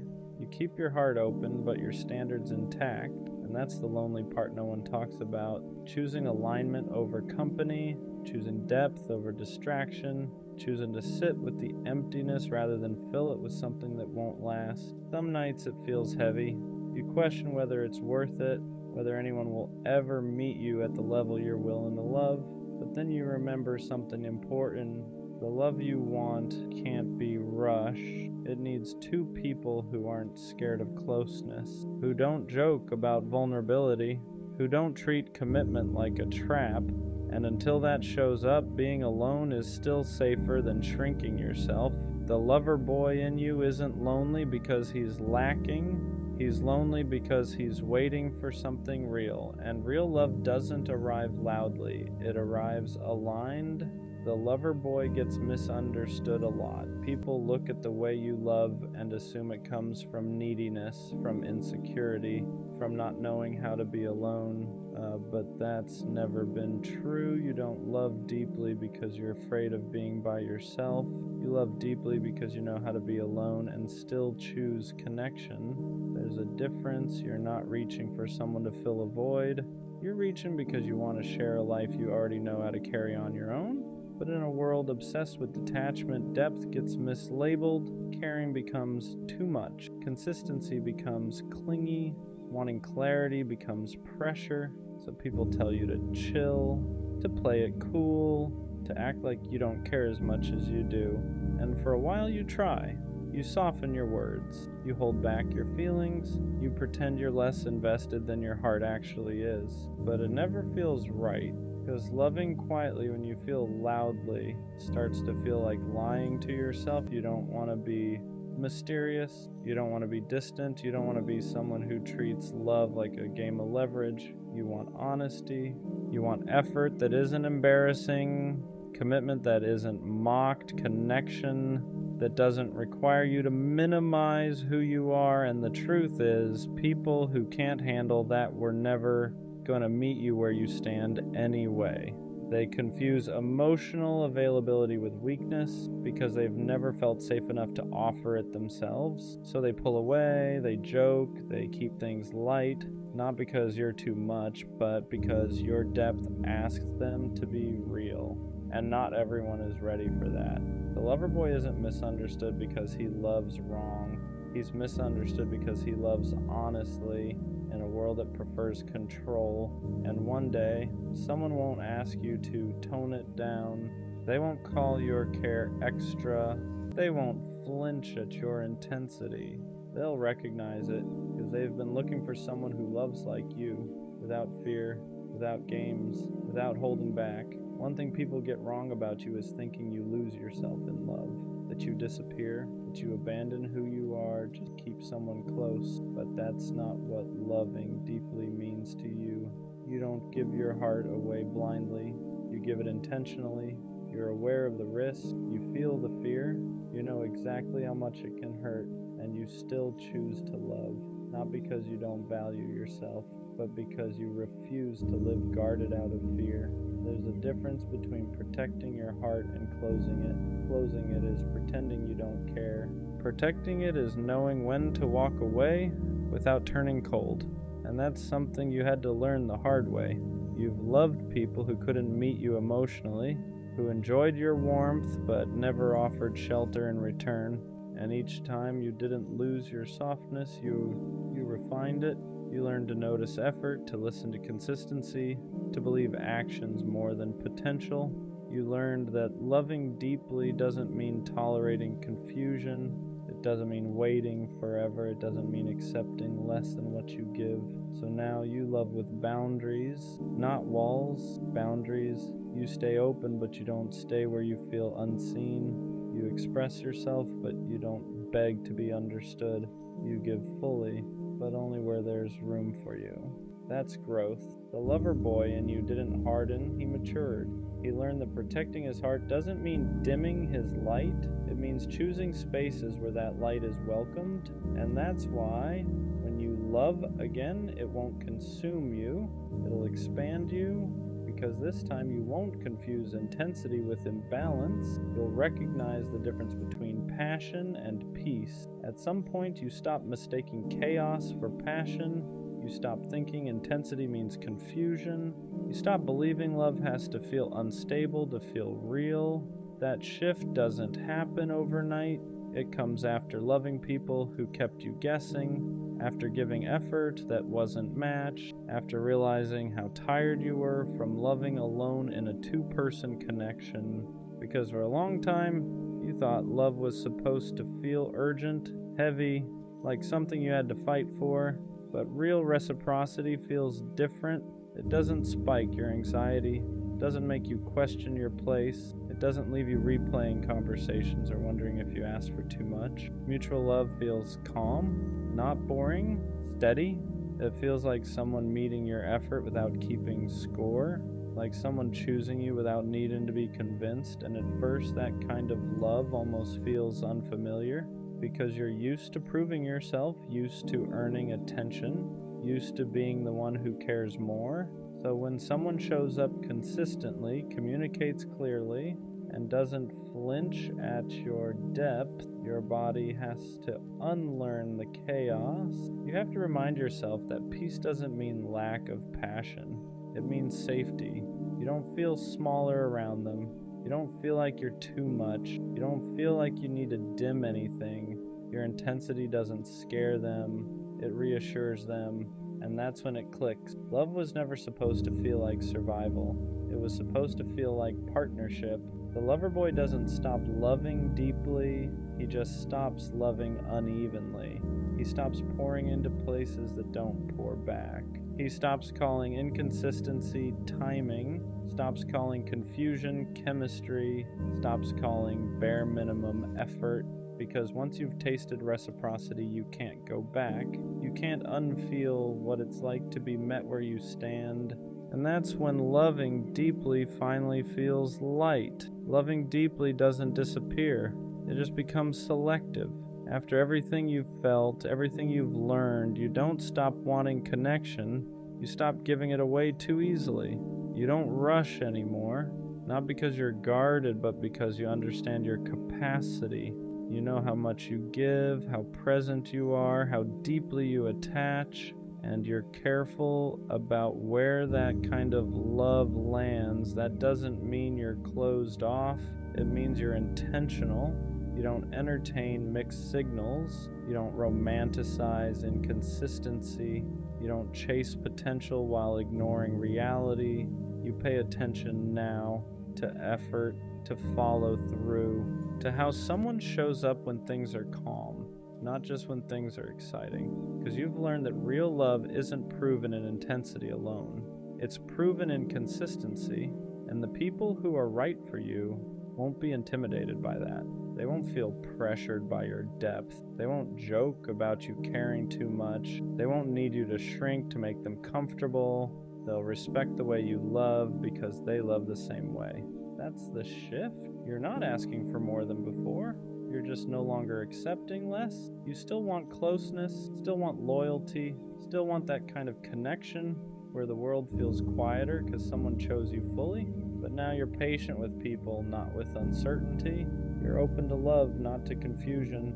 And that's how the lover boy grows. Not into someone colder, but into someone clearer. Someone who knows that loving deeply isn't about giving your heart to everyone who shows interest. It's about giving it to someone who knows how to hold it. Before the right love shows up, the lover boy is usually alone for a while. Not because he can't find connection, but because he refuses to force it. He's learned what happens when you fill space just to avoid loneliness, how quickly comfort turns into compromise, how easy it is to lose yourself when you accept something that doesn't fully meet you. So he chooses solitude instead, and solitude teaches him things love never could. It shows him who he is without anyone else's expectations, without adjusting his emotions, without holding back his intensity to make someone stay. He learns how to sit with himself, how to enjoy quiet, how to be fulfilled without external validation. And that's important because when you know how to be alone, you stop accepting love that feels like abandonment in disguise. During this time, he doesn't become detached, he becomes clear about what drains him, clear about what feels safe, clear about the kind of love that actually aligns with who he is. He stops craving attention, stops mistaking chemistry for compatibility, stops confusing being wanted with being understood. And yes, some days are heavy. He still wants connection, still imagines sharing moments with someone, still feels that pull toward closeness. But the difference now is that he won't trade his peace for proximity. He knows the right love won't require him to chase, won't ask him to question his worth, won't make him feel like he has to earn care. So he waits, not anxiously, not desperately, but confidently, because he understands something now. Being alone isn't a punishment. It's preparation. It's a space where he becomes exactly the version of himself the right love will recognize immediately. And when that love finally arrives, it won't feel like relief. It'll feel familiar. The lover boy was never naive. He knew what love could cost him. He knew how deeply it could hurt. He knew it could break him, leave marks he'd carry for years, and he chose it anyway. Not because he didn't understand the risk, but because a life without love felt smaller than a life with scars. For a long time, he thought loving this way was a flaw, something he'd eventually outgrow, something pain was supposed to cure, but it never did. Every heartbreak slowed him down, made him more careful, more aware, but it never killed that part of him that wanted connection, because loving it deeply was never a phase. It was part of his design. He wasn't meant to love casually. He wasn't built for half interest or emotional distance. He was built to choose one person and mean it. That's why it hurt more. That's why waiting felt heavier. That's why walking away took courage. But all of it shaped him. It taught him boundaries without bitterness, standards without arrogance, patience without self-abandonment. So now, when he looks back, he doesn't regret loving the way he did. He doesn't regret caring too much. He doesn't regret believing. He doesn't regret wanting something rare, because one day someone will meet him in that same place. They won't flinch at his intensity. They won't joke about his softness. They won't treat his loyalty like it's replaceable. They'll recognize it. And when that happens, everything will feel different. No anxiety, no confusion, no wondering where he stands, just clarity, effort that feels mutual, love that feels chosen, connection that doesn't require him to dim anything. And suddenly, all the waiting makes sense. Not because it was easy, Dios, but because it protected him from settling for less than he was capable of giving. So no, the lover boy doesn't die, he doesn't disappear, he doesn't harden into someone unrecognizable. He just learns who deserves him, and when the right love finally arrives, he won't have to prove anything.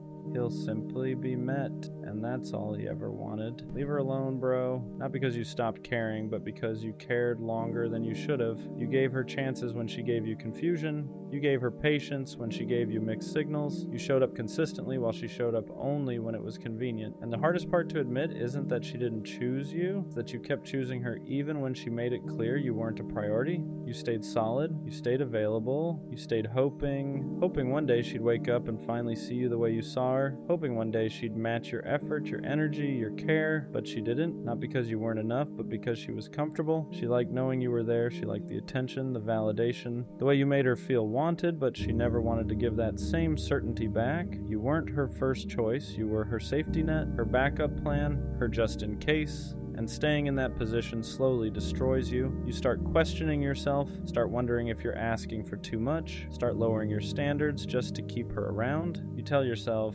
maybe she's just busy, maybe she's scared, maybe if I'm more patient she'll change. But deep down you know the truth. Someone who truly wants you won't make you feel like you're fighting for their attention. They won't leave you guessing where you stand. They won't only show up when it benefits them. So leave her alone, not out of anger, not out of ego, not to prove a point. Leave her alone out of respect for yourself, because the moment you stop texting first, stop checking her stories, stop replaying conversations in your head, stop making excuses for her absence, you'll feel it, that quiet, that peace, and it'll feel unfamiliar at first because you've been living in chaos for so long you forgot what calm feels like. But that peace is real. It's the peace of no longer forcing something that was never meant to be mutual. The peace of choosing yourself after constantly choosing someone who wouldn't choose you back. She had her chance, she saw your heart, she saw your effort, she saw what you were willing to give, and if she didn't value you then, don't give her another opportunity to waste you again, because the right person won't need convincing. And the moment you truly let her go, you make room for someone who won't treat your love like an option. Choose yourself now. Walking away doesn't feel strong at first. It feels like withdrawal, like your chest is empty and heavy at the same time, like you're doing the one thing your heart keeps begging you not to do, because even when someone isn't good for you, your attachment doesn't just shut off. You still think about her when your phone lights up, still wonder if she noticed your silence, still catch yourself hoping she'll reach out just so you can feel chosen one last time. That's the part nobody talks about. Leaving someone you loved feels like betraying your own feelings. You start asking yourself if you gave up too soon, if maybe this time would have been different, if maybe you should have tried just a little harder. But here's the truth you keep avoiding. You already tried harder than she ever did. You weren't asking for too much. You were asking the wrong person. Someone who truly values you won't require you to disappear to be noticed. They won't need distance to realize your worth. They won't only miss you once you finally stop showing up. And yeah, she might notice now. She might text later. She might suddenly act interested once she feels you slipping away. But don't confuse curiosity with commitment. People hate losing access. They hate losing control. They hate realizing the person they took for granted finally chose themselves. That doesn't mean she changed, just means she felt the shift. And if you go back now, you'll teach her the same lesson again,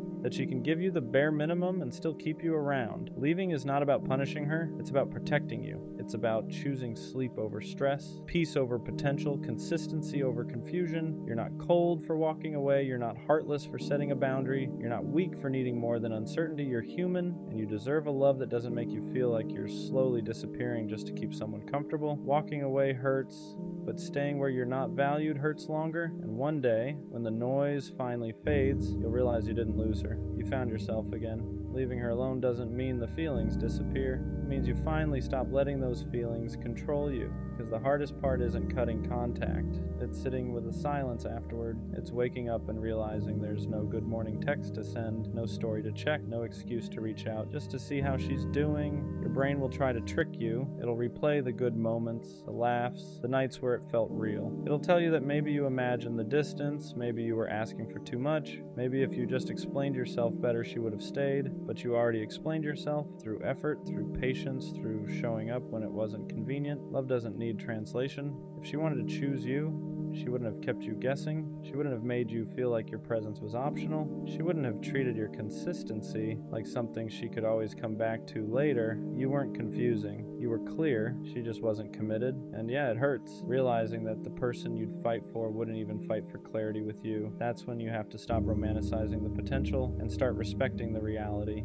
Reality is this: you were giving girlfriend level energy to someone who kept you at arm's length. You were loyal to someone who wasn't sure she wanted you at all. Walking away feels unnatural because you're not used to choosing yourself first. You're used to being patient, understanding, giving people time to figure you out while you slowly lose pieces of yourself in the process. But love isn't supposed to cost you your peace. The moment you stop chasing, the moment you stop explaining, the moment you stop waiting for her to finally get it, you reclaim your power. And that scares people who benefited from you staying small. You didn't lose her. You outgrew the version of yourself that was willing to accept half love, and this is only the beginning. And the truth you don't want to admit yet is that leaving her alone feels like you're losing something. Not because she was right for you, but because she became familiar. You got used to waiting, used to hoping, used to reading into crumbs like they were signs. You trained your nervous system to find comfort in inconsistency. So when you finally step back, your body panics before your mind understands. You'll feel restless. You'll feel tempted to break your own boundary. You'll pick up your phone for no reason, scroll, close the app, open it again, just to see if maybe this time she noticed you're gone. And that urge doesn't mean you made the wrong choice. It means you're detoxing from someone who kept you emotionally hungry. Because when someone keeps you half-fed, you start confusing starvation with love. You tell yourself, maybe she just didn't know how much I cared. Maybe if I stayed a little longer, maybe I gave up too soon. But you didn't leave because you stopped caring. You left because you cared too much to keep abandoning yourself. You stayed long enough to know the pattern, the delayed replies, the empty apologies, the promises that never turned into action. You stayed long enough to realize that if someone wanted to show up for you, you wouldn't have to convince them. And deep down, you know that. That's why the silence hits different now. It's not empty, it's honest. For the first time, you're not waiting for her mood to decide your worth. You're not shrinking yourself to stay chosen. You're not wondering if today's the day she finally treats you right. And yeah, it hurts. Because healing doesn't feel peaceful at first. It feels lonely. But loneliness with self-respect will always be quieter than love that keeps you anxious. One day you'll look back and realize leaving her alone was the moment everything started changing. Not because she came back, but because you finally came back to yourself. At some point, you have to ask yourself a hard question. How long are you willing to wait for someone to finally treat you right? Not because they're evil, not because they're a bad person, but because they keep showing you over and over that you're not a priority. And the scary part, you already know the answer. You've known it for a while. You just didn't want to accept it. Because accepting it means admitting that the future you imagined with them was built more on hope than reality. You weren't in love with what was happening. You were in love with what could have happened if they just showed up the way you needed. So you stayed, you waited, you overextended yourself, you gave patience to someone who gave you uncertainty, you gave loyalty to someone who gave you mixed signals, you gave understanding to someone who never tried to understand you, and every time they pulled away, you blamed yourself. Maybe I'm asking for too much, maybe I'm being dramatic, maybe this is just how love is, but love is not confusion. Love is not constantly guessing where you stand. Love is not feeling anxious every time your phone lights up or doesn't. Love doesn't make you feel replaceable. What really kept you stuck wasn't them. It was the version of you that believed walking away meant you failed, but leaving doesn't mean you lost. It means you finally stopped losing yourself, because staying with someone who makes you feel unwanted slowly erodes your confidence in ways you don't notice at first. You stop speaking up. You stop expecting effort. You start accepting bare minimum behavior and calling it maturity. You start shrinking your needs so you don't scare them away, and that's when love stops being love and starts becoming survival. You You don't need to be less to be loved. You don't need to be quieter, cooler, easier, more convenient. The right person won't feel overwhelmed by your care. They won't feel annoyed by your presence. They won't treat your love like something disposable. They'll meet you where you are instead of making you feel like you're always asking for too much.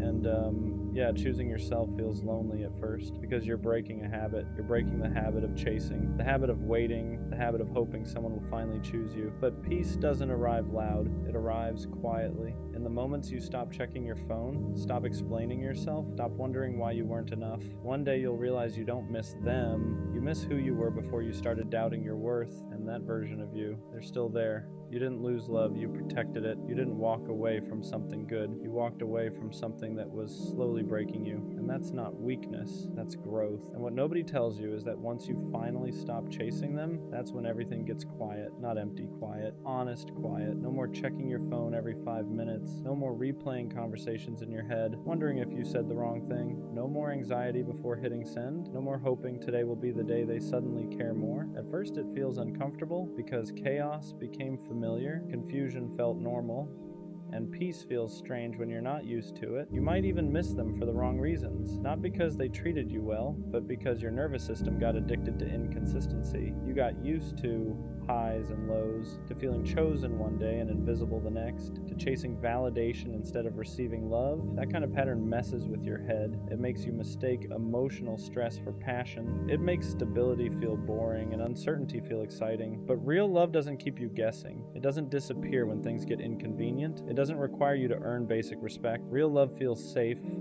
Not dull, not dramatic, safe. And when you finally step away, you start noticing things you ignored before. How drained you were, how much energy you poured into someone who barely poured back, how often you made excuses for behavior that hurt you. You start realizing how much love you actually have to give, how deeply you care, how loyal you are when you choose someone. And instead of feeling ashamed of that, you begin to see it as strength, because one day, someone will meet that energy without hesitation. They won't flinch when you care deeply. They won't pull away when things get real. They won't make you feel like you're asking for too much just by being yourself. They'll choose you without you having to beg. They'll show up without being reminded. They'll make you feel wanted without confusion. And when that happens, you'll look back at the version of you who stayed too long, and you won't feel regret. You'll feel proud that you learned, proud that you walked away, proud that you chose peace over potential, because letting go wasn't the end of your story. It was the moment you finally made space for something better. At some point, you have to accept a hard truth. If they wanted to show up, they would have. If they cared the way you cared, you wouldn't be confused. You wouldn't be questioning where you stand. You wouldn't be asking strangers for advice just to understand their silence. Love isn't subtle. Effort isn't hidden. Interest doesn't need decoding. When someone wants you in their life, they make space, not excuses, not delays, not half responses at midnight when they're bored.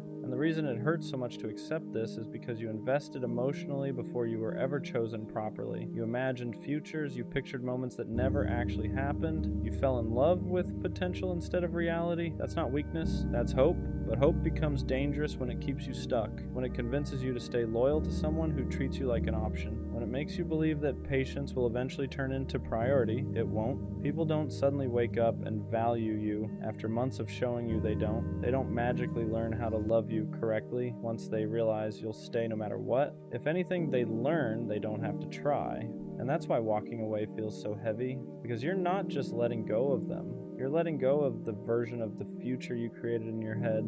You're grieving something that never fully existed. That kind of loss is real. You'll miss the idea of them more than the person. You'll miss what you hoped they'd become, not what they actually showed you. And that's okay. Healing doesn't mean pretending it didn't matter. It means being honest about why it did and still choosing yourself anyway. You don't need closure from someone who couldn't communicate. You don't need answers from someone who avoided accountability. Their behavior already told you everything. Silence is an answer. Distance is a decision. Inconsistency is a choice. And once you stop chasing clarity from people who benefit from your confusion, you start reclaiming your power. You stop over-explaining. You stop proving your worth. You stop shrinking yourself to fit someone else's comfort. You realize you were never asking for too much. You were just asking the wrong person. And when that finally sinks in, you don't become bitter, you become selective. You start protecting your heart the same way you used to give it away. You start choosing peace over chaos, consistency over excitement, respect over attachment. Let them go, not because they're a bad person, but because they weren't your person. And the moment you truly accept that is the moment your life starts opening up in ways you couldn't see before. And the craziest part is, once you stop chasing them, you start noticing how quiet it gets. Not the painful kind of quiet, but the kind where your nervous system finally gets a break.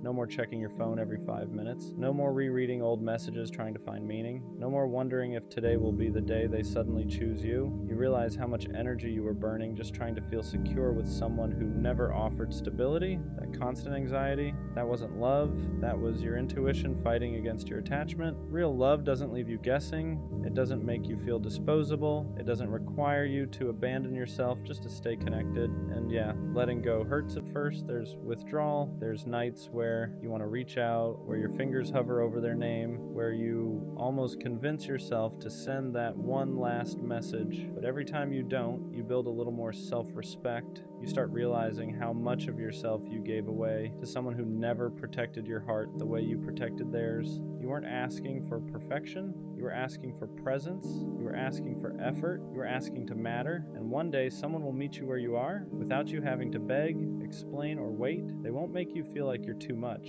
They won't make you feel like you're replaceable. They won't make you question your value in moments of silence. But you don't get to that person if you keep clinging to the ones who treat you like an option. So let this be the moment you choose differently. Not out of bitterness, not out of revenge, but out of self-respect. Because the version of you that keeps chasing people who don't choose you deserves rest. And the version of you that finally walks away is the one that makes room for something real. A lot of people don't talk about how hard it is to walk away from someone you still care about, not because you don't see the red flags, but because you remember the good moments too clearly. You remember who they were in the beginning, the version of them that felt safe, the version that made you feel wanted, chosen, important, and you keep hoping that version will come back. That's what keeps you stuck. Not love, hope. Hope that if you wait a little longer, if you explain yourself one more time, if you give just a bit more patience, they'll finally show up the way you need them to. But hope can be dangerous when it's attached to someone who keeps proving they're not willing or ready to meet you halfway. Because every time you ignore their actions and listen to their potential instead, you teach yourself that your needs are negotiable. You start accepting inconsistency as normal, mixed signals as effort, bare minimum as love, and slowly, you stop recognizing yourself. You become quieter, more anxious, more forgiving than you should be. You start blaming yourself for their lack of effort. Maybe I asked for too much. Maybe I'm overreacting. Maybe this is just how relationships are. But deep down, you know the truth. Love isn't supposed to feel like constant confusion. It isn't supposed to drain you more than it fills you. And it definitely isn't supposed to make you feel alone while you're still technically with someone. That's when you have to be honest with yourself. Not about how much you love them, but about how much staying is costing you. Because loving someone shouldn't mean losing yourself in the process. And what hurts the most is realizing that you were willing to do the hard things for someone who wouldn't even do the simple ones. You showed consistency, they showed convenience, you communicated your feelings, they avoided uncomfortable conversations, you stayed when things got messy, they pulled away the moment effort was required, and yet you still questioned yourself, you still wondered if you were the problem, if you were asking for too much, if you were expecting love the wrong way. But love isn't complicated like that. People make time for what matters to them. They protect what they value. They don't leave you guessing where you stand. The truth is, some people don't lose you because they don't care. They lose you because they never learned how to care properly. They want connection without responsibility, attention without commitment, love without effort.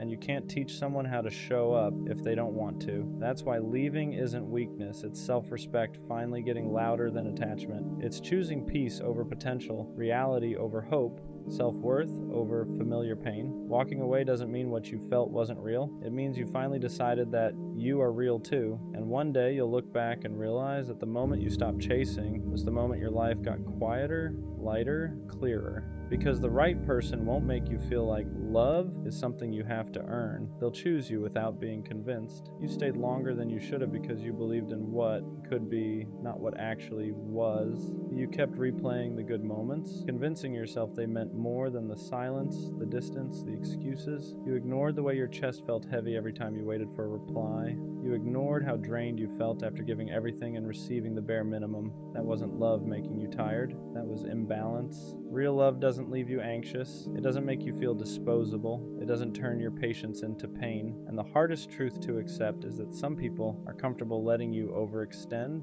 as long as it benefits them. They don't stop you. They don't reassure you. They just take until one day you finally stop giving. And when you do, they feel it. Not because they miss you, but because they miss the access. That's when they reach out. That's when they suddenly care. That's when confusion turns into regret. But by then, you've already changed. You're no longer begging to be chosen. You're no longer shrinking to fit someone else's emotional limits. You're choosing yourself the way you always wished they would choose you. And that choice, that's where your healing actually starts. At some point, you stop missing them and start missing who you were before you questioned your worth for them, before you reread messages trying to find meaning that wasn't there, before you blamed yourself for someone else's lack of effort. That's when it really hits you. You didn't lose them. You lost yourself trying to keep them. You became quieter. You thought twice before speaking. You downplayed your needs so you wouldn't seem like too much. And the crazy part is they never asked you to do that. You did it because you cared. You did it because you were afraid that being fully you would push them away. But love that only survives when you make yourself smaller was never meant to last. Real love doesn't need you to perform. It doesn't need you to chase. It doesn't make you feel replaceable the moment you stop overgiving. And once you understand that, you stop romanticizing the bare minimum. You stop calling inconsistency mystery. You stop calling neglect space. You stop calling emotional distance busy.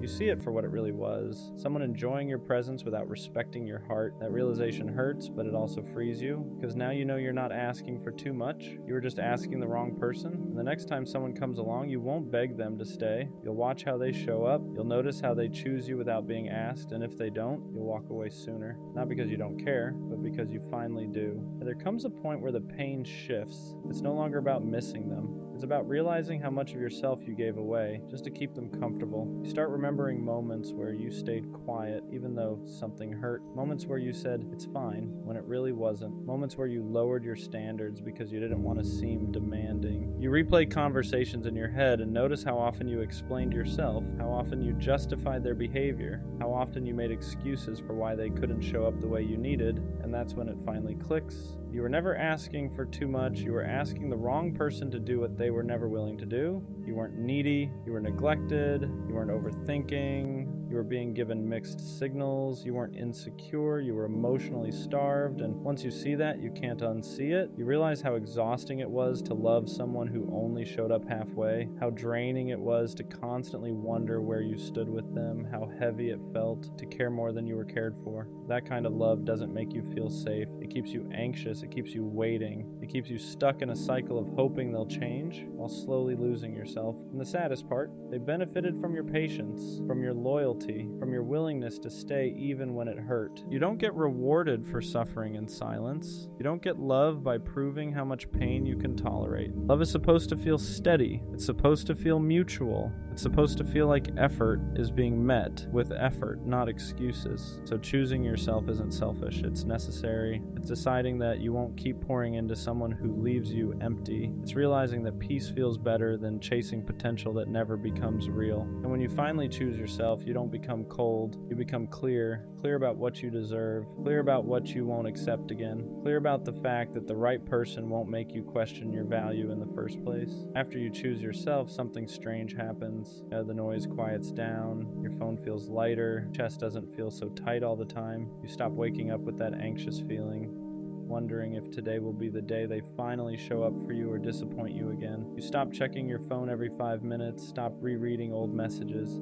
Stop trying to decode tone, timing, silence, because you finally understand that love was never supposed to feel like a puzzle. And that's when you realize how much energy you were wasting on someone who was unsure about you while you were sure about them. You were loving from a place of hope. They were loving from a place of convenience. You wanted depth.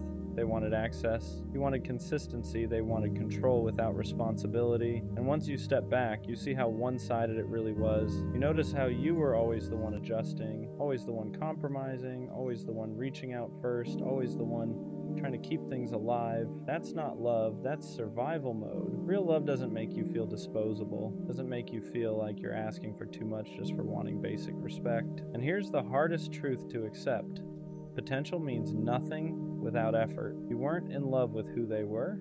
You were in love with who they could be, the version of them that only existed in your head. But you can't build a future with someone's maybe. You can't heal by holding on to what ifs. So you stop romanticizing the bare minimum. You stop giving credit for intentions that never turn into action. And slowly, your standards rise back up to where they were always meant to be. You start asking better questions. You start walking away sooner. You stop explaining your worth to people who never planned to value it. And the craziest part, the moment you stop settling, you realize how much you were settling before. You realize you don't miss them. You miss the version of yourself that believed love had to hurt to be real, but it doesn't. Love can be calm. Love can be safe. Love can feel like rest instead of stress.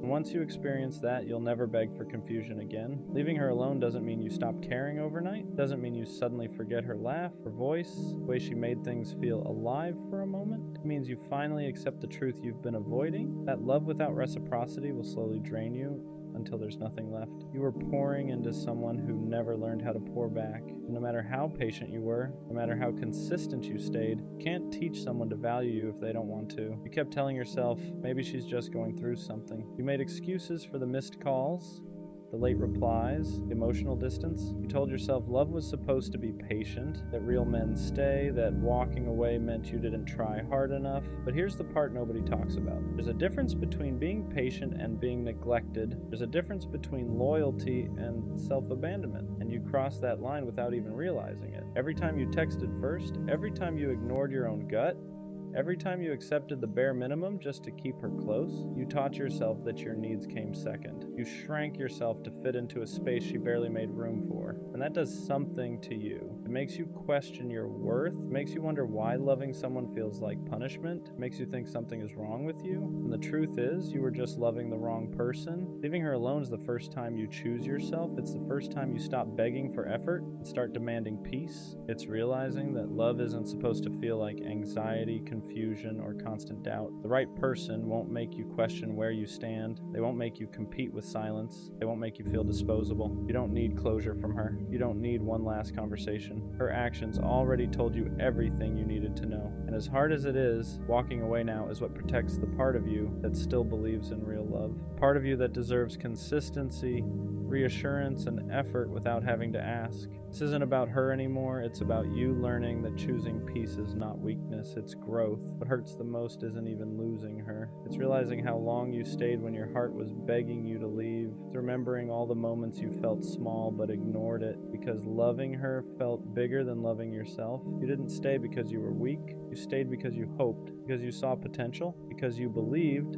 that if you loved hard enough, showed up enough, proved yourself enough, things would change. But love doesn't work like that. You can't love someone into choosing you. You can't be consistent enough to make someone consistent back. You can't sacrifice your peace forever and call it love. At some point, staying becomes more painful than leaving, and that's where you are now. You're gonna have nights where you almost text her, nights where your fingers hover over her name, where your mind starts replaying the good memories and conveniently forgets the pain. You'll miss the comfort of what was familiar, even if it wasn't healthy. That doesn't mean you made the wrong choice. It means you're human. Healing doesn't mean you stop caring. It means you stop going back. And slowly, without even realizing it, things will start to change. You'll wake up one day and notice your chest doesn't feel as heavy. You won't check your phone as much. Her name won't be the first thing on your mind when something good or bad happens. You'll start laughing again, not forced, not distracted, but real. You'll start feeling like yourself again. That's when you'll understand why it had to end. Not because she was evil, not because you were unlovable, but because she wasn't capable of meeting you where you stood. And staying would have cost you parts of yourself you can't afford to lose. One day, someone will choose you without hesitation, without confusion, without making you question your worth. And when that happens, you'll look back and realize leaving her alone was the moment your life finally started loving forward. And listen, there's something nobody really prepares you for after you finally walk away. The quiet, not the peaceful kind at first, the kind where there's no chaos, no waiting on replies, no wondering if today will be the day she finally shows up the way you need her to. That silence can feel uncomfortable because you got used to emotional noise, you got used to the highs and lows, the hope, the disappointment, the cycle, and when it's gone, your mind almost panics like it lost something important. But what it really lost was the stress. You're going to question yourself. You'll wonder if you were too harsh, too impatient, too emotional. You'll replay conversations and think, maybe I should have said this differently. Maybe I should have tried one more time. But understand this. If someone truly wanted to stay, they wouldn't have made you feel like you had to beg for effort. You wouldn't have had to over-explain your feelings. You wouldn't have felt like loving them was a constant uphill battle. The version of you that stayed too long did so because he believed in love. And that's not something to be ashamed of, but the version of you now, he's learning discernment. He's learning that love without respect will drain you. That potential means nothing without action. And that choosing yourself isn't selfish.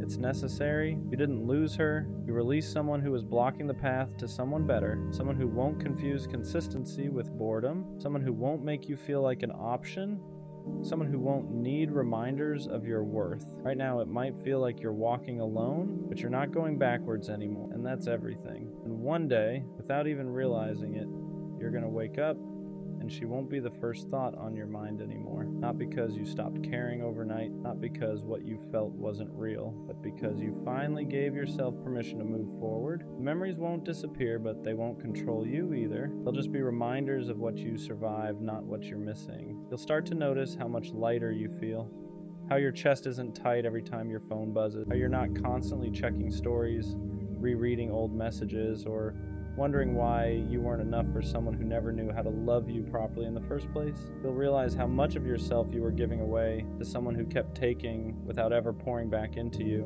and that's when it hits you. The problem was never your effort. It was never your heart being too big. It was never you loving too deeply.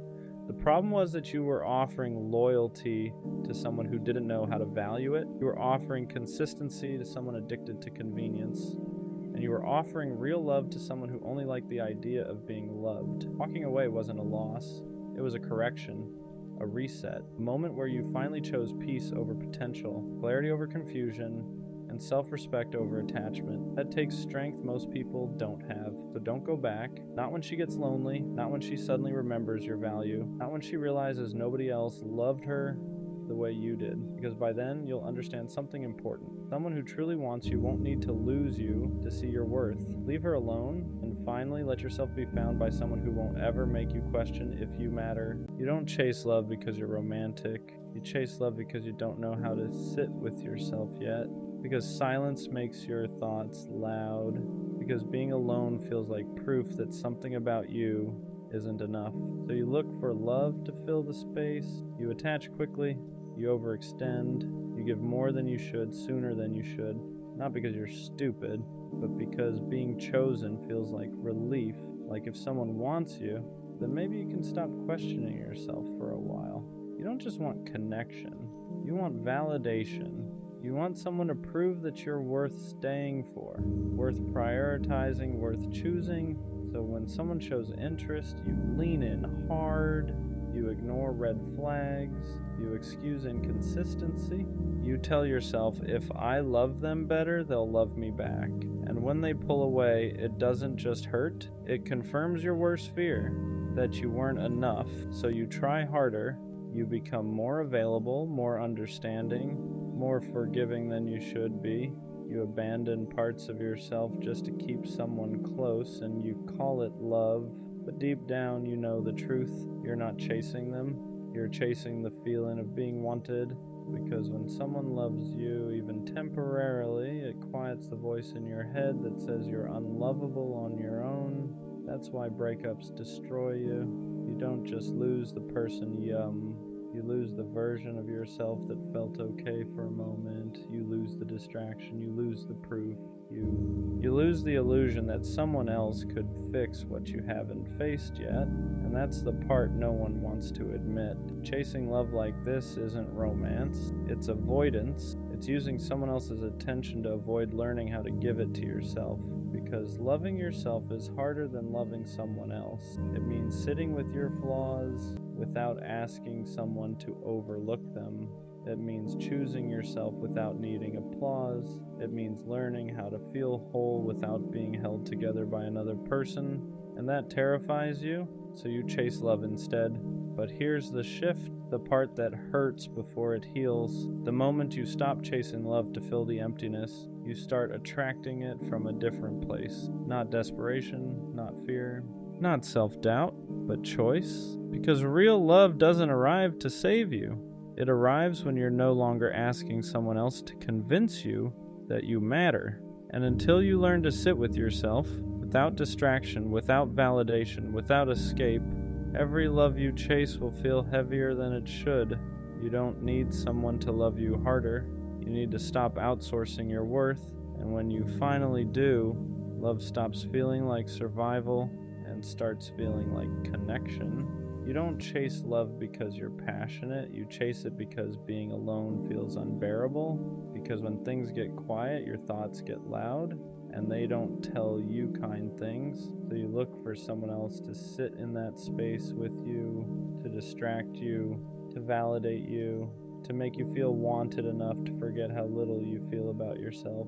You don't just want connection, you want relief. Relief from the constant feeling that something about you is missing, that you're behind, that if you were enough, someone would have stayed by now. So when someone shows interest, you grab onto it, you attach fast, you give more than you should, you bend your boundaries before they even ask, not because you're weak, but because being chosen feels like proof. Like if someone wants you, then maybe the voice in your head can finally shut up for a while. You start confusing attention with love, consistency with commitment, chemistry with safety, and when they pull away, it doesn't just hurt, it confirms everything you were afraid of. So you chase harder, you explain more, you forgive more, you accept less. You tell yourself that if you just love them better, they'll love you back the way you need. But what you're really doing is asking someone else to give you a sense of worth you don't know how to give yourself yet. And that's why it feels so desperate, because it's not about them. It's about the fear that without love, you have nothing to stand on. This isn't romance, it's survival. And until you learn how to sit with yourself without needing someone else to make you feel okay, every love you chase will feel heavier than it should. At some point, chasing love turns into abandoning yourself. You stop asking what you need and start asking what they want, how much space to give, how much to hold back, how to be easier to stay with. You shrink in small ways at first. You don't bring things up because you don't want to seem difficult. You accept less effort because at least they're still here.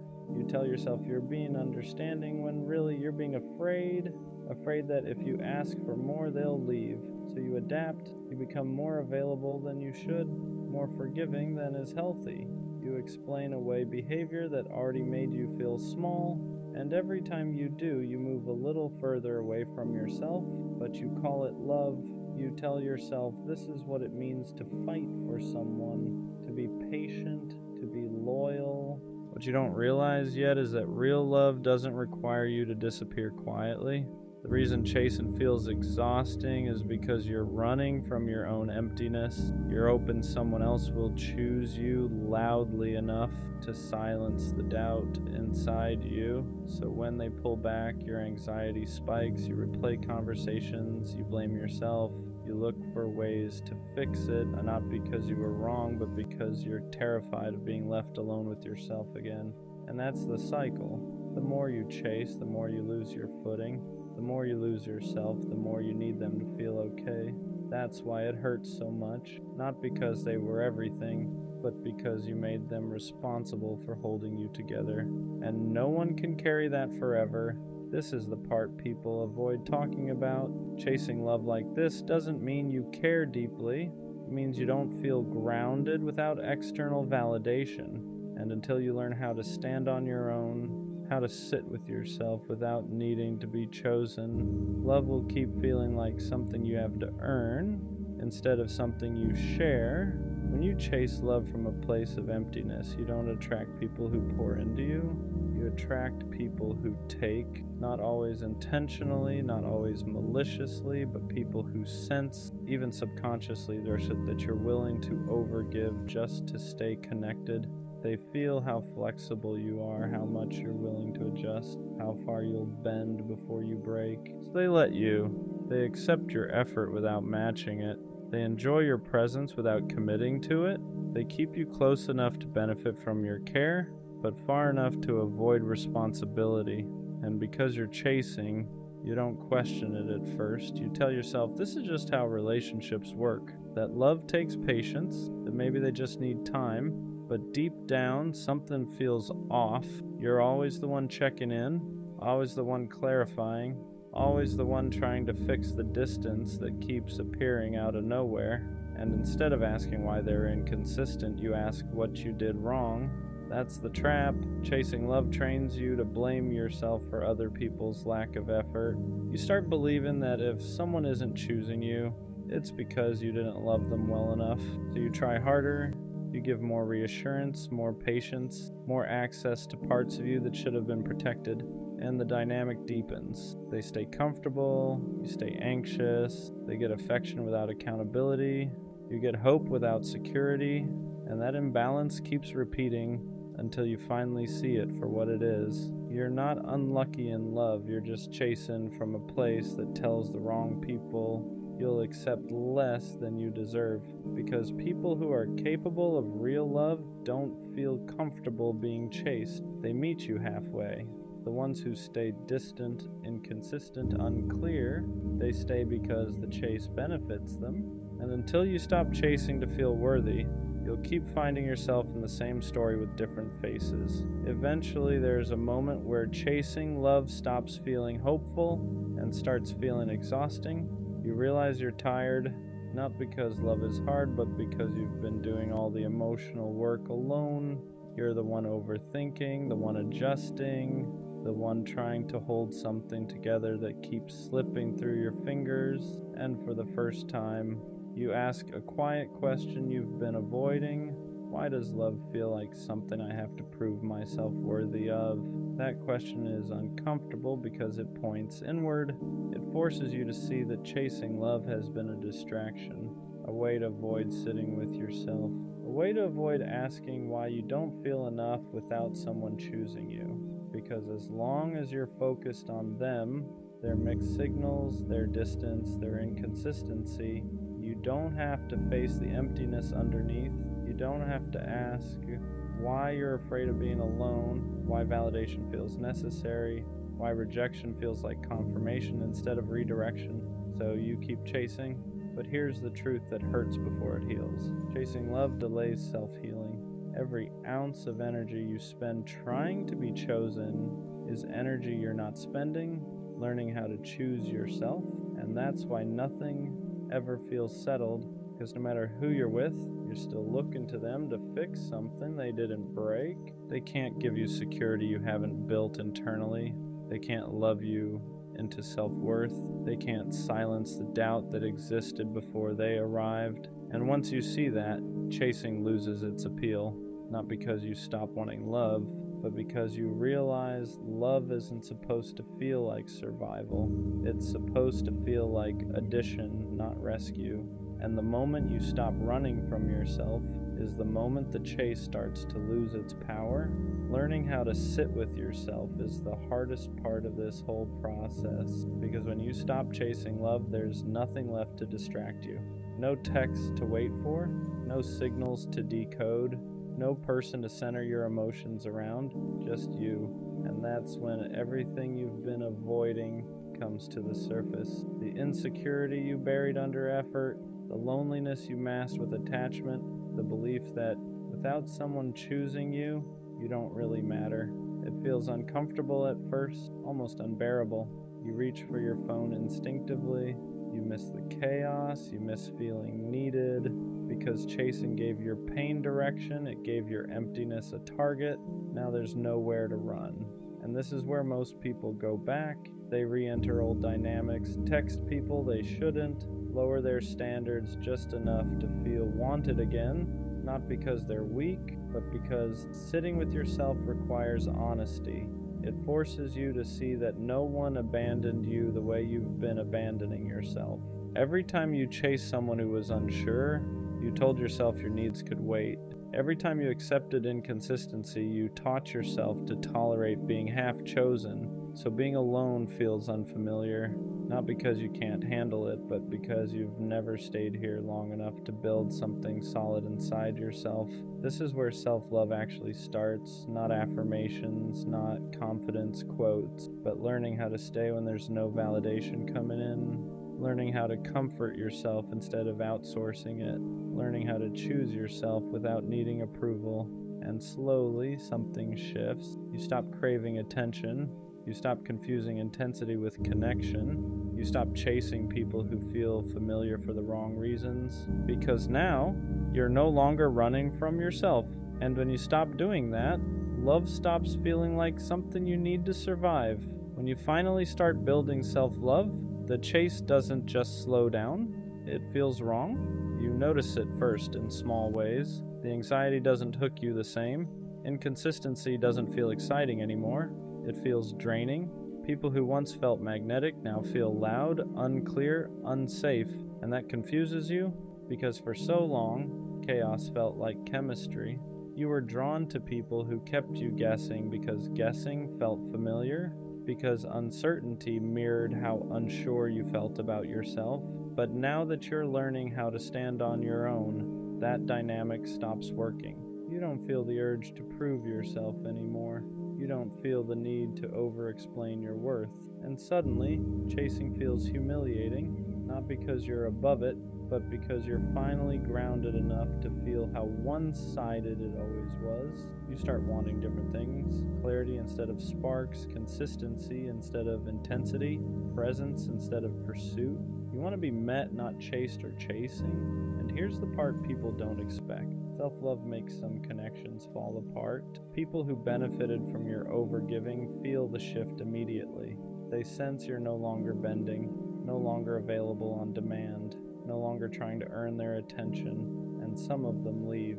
Not because you changed for the worse, but because the version of you that chased them is gone. That can hurt, because even when you're healing, loss still feels like loss, but this time it doesn't destroy you, because you're no longer tying your value to someone else's choice. You understand something now. Love that requires chasing is love that feeds on insecurity, and love that's healthy doesn't need pursuit to survive. It shows up, it stays, it chooses you without being convinced, and the more you learn how to love yourself quietly, consistently, honestly, the less tolerance you have for anything that makes you feel like you need to beg to belong. When the chasing finally stops, a new fear shows up. Not the fear of being alone, but the fear of trusting love again without desperation. Because now you're calmer, more grounded, less reactive, and that feels unfamiliar. You're used to love coming with anxiety, with overthinking, with that constant urge to secure someone's attention before it disappears. So when things are steady, part of you doesn't know what to do. You wait for the other shoe to drop. You look for signs something is wrong. You brace yourself for distance that never comes, because chaos used to feel like proof that something mattered. Now peace feels suspicious. You're not chasing anymore, but you're still learning how to receive, how to let someone show up without questioning why, how to accept consistency without trying to earn it.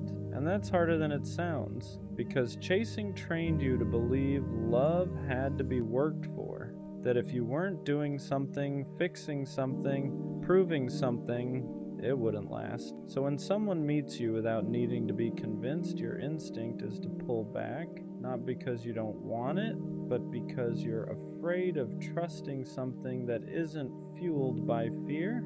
This is the quiet stage of healing, where you're not running anymore, but you're not fully relaxed either.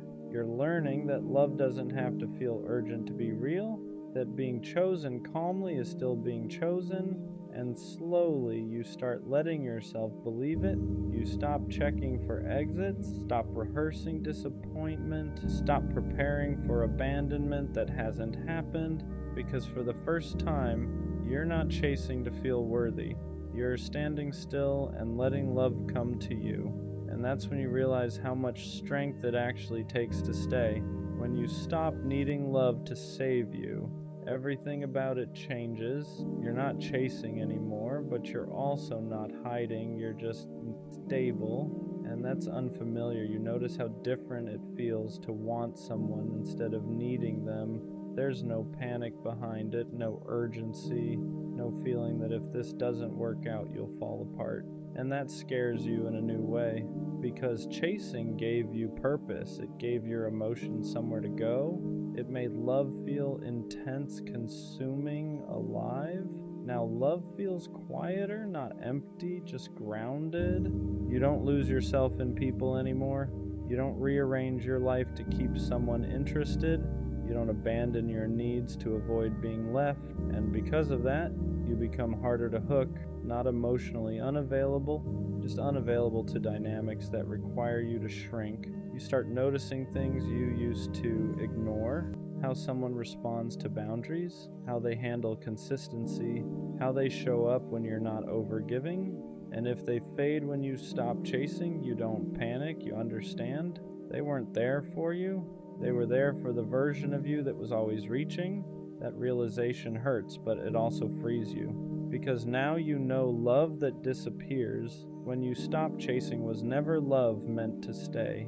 This is where self-love changes the rules. You don't try to be impressive, you don't try to be indispensable, you don't try to secure someone's feelings. You let them show you who they are when you're not doing all the work, and for the first time, love feels optional, not because it doesn't matter, but because your worth no longer depends on it.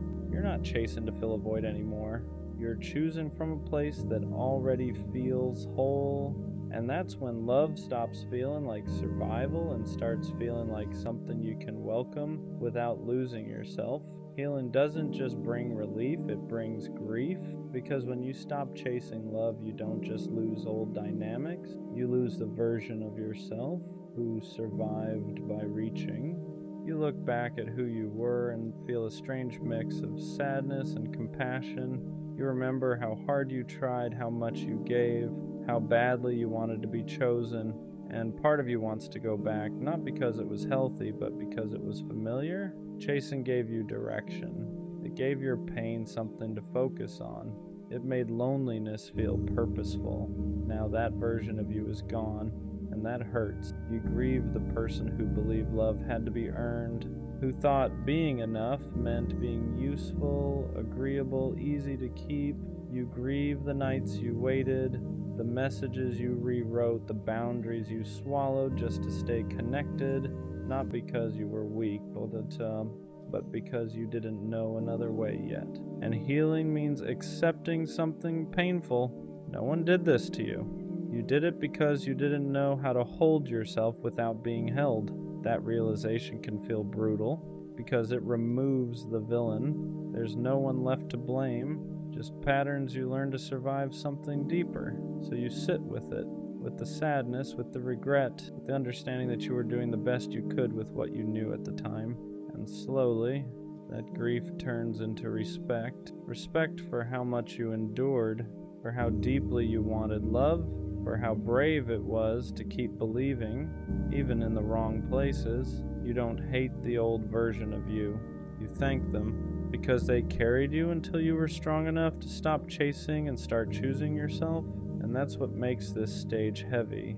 You're not broken anymore, but you're still letting go. The chase ends the moment you stop asking love to fix you, not because you stop wanting connection, but because you stop needing it to feel whole. You finally understand something simple that took you years to learn.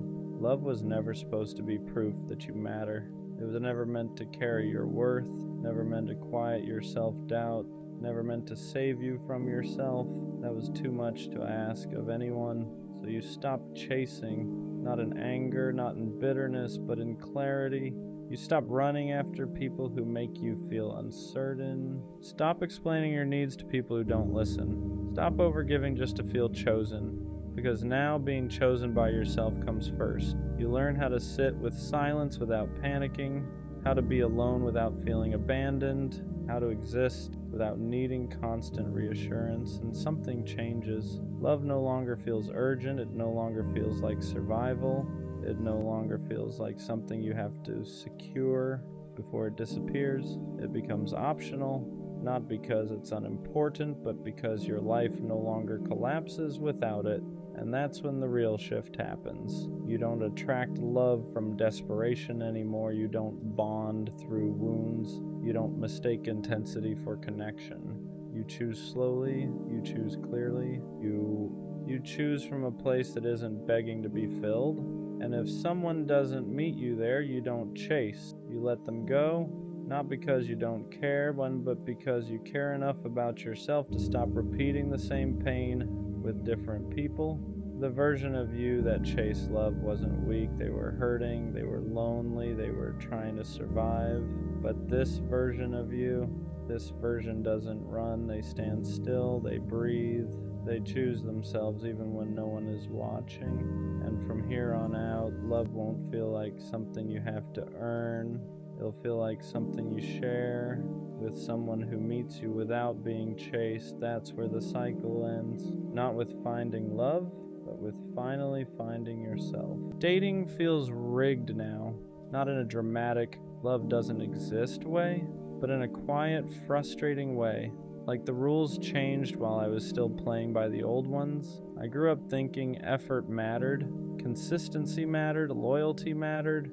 I thought if you showed up honestly, communicated clearly, and moved with intention, things would naturally fall into place. But now, it feels like the opposite gets rewarded.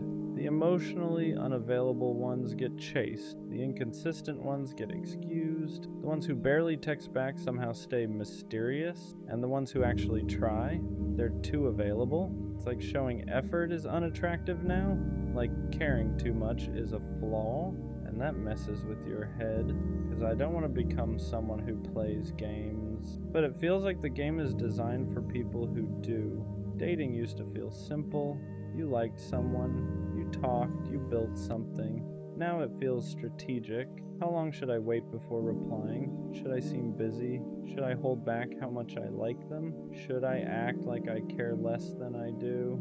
Why does authenticity feel like a disadvantage? It's exhausting. Because I don't want to calculate emotions. I don't want to pretend I'm less interested just to seem more attractive. But the moment you show real interest, there's this fear that you'll lose leverage. Leverage, that's what dating feels like now. Leverage. Who cares less? Who replies slower? Who has more options? And I'm tired of that dynamic, because love isn't supposed to feel like a power struggle.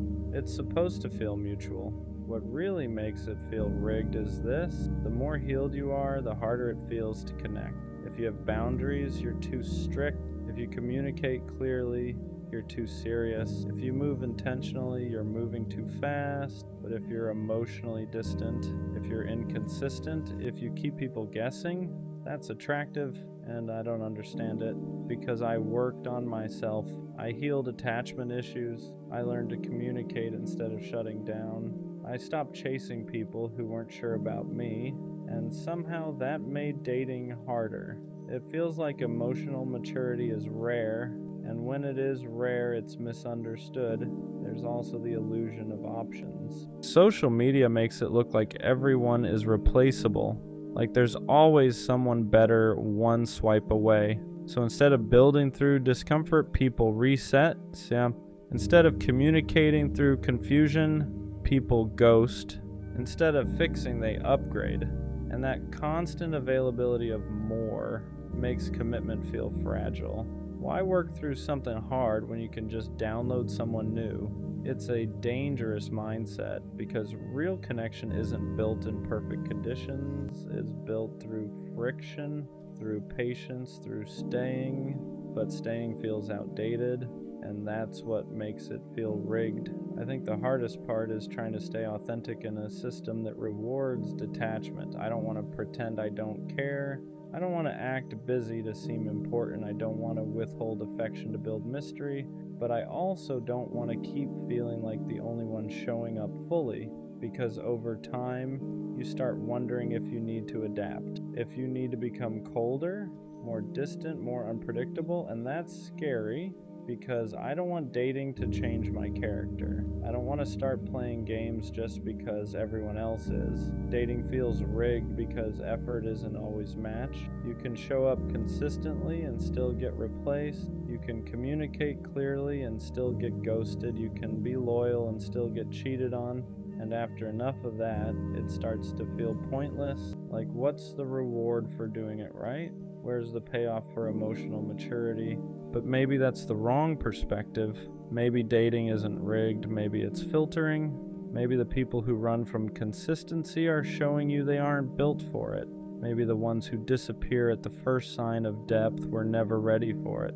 And maybe the frustration is proof that you've outgrown surface level connections. Still, it's tiring. Tiring to reintroduce yourself, tiring to explain your intentions, tiring to build from scratch, tiring to stay optimistic when patterns repeat, because every time something doesn't work out, you question yourself.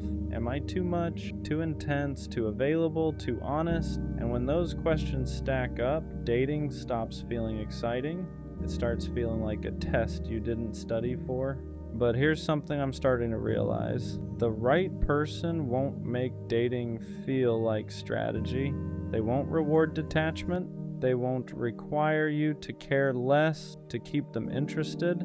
They won't need games to stay engaged. With the right person, effort won't feel like a disadvantage. It'll feel matched. And maybe that's rare, but rare doesn't mean impossible. It just means selective. Dating feels rigged when you're trying to build something real in a culture that normalizes temporary. But I refuse to downgrade my standards just to fit in. I refuse to act uninterested just to attract interest. I refuse to pretend I don't want something meaningful, because I do, and I'd rather struggle finding something real than succeed at something shallow. Dating feels rigged, but maybe it's only rigged for people who want depth, because depth requires patience, it requires alignment, it requires two people who are equally ready, and that combination isn't common. So maybe it's not rigged, maybe it's just rare, and rare takes time.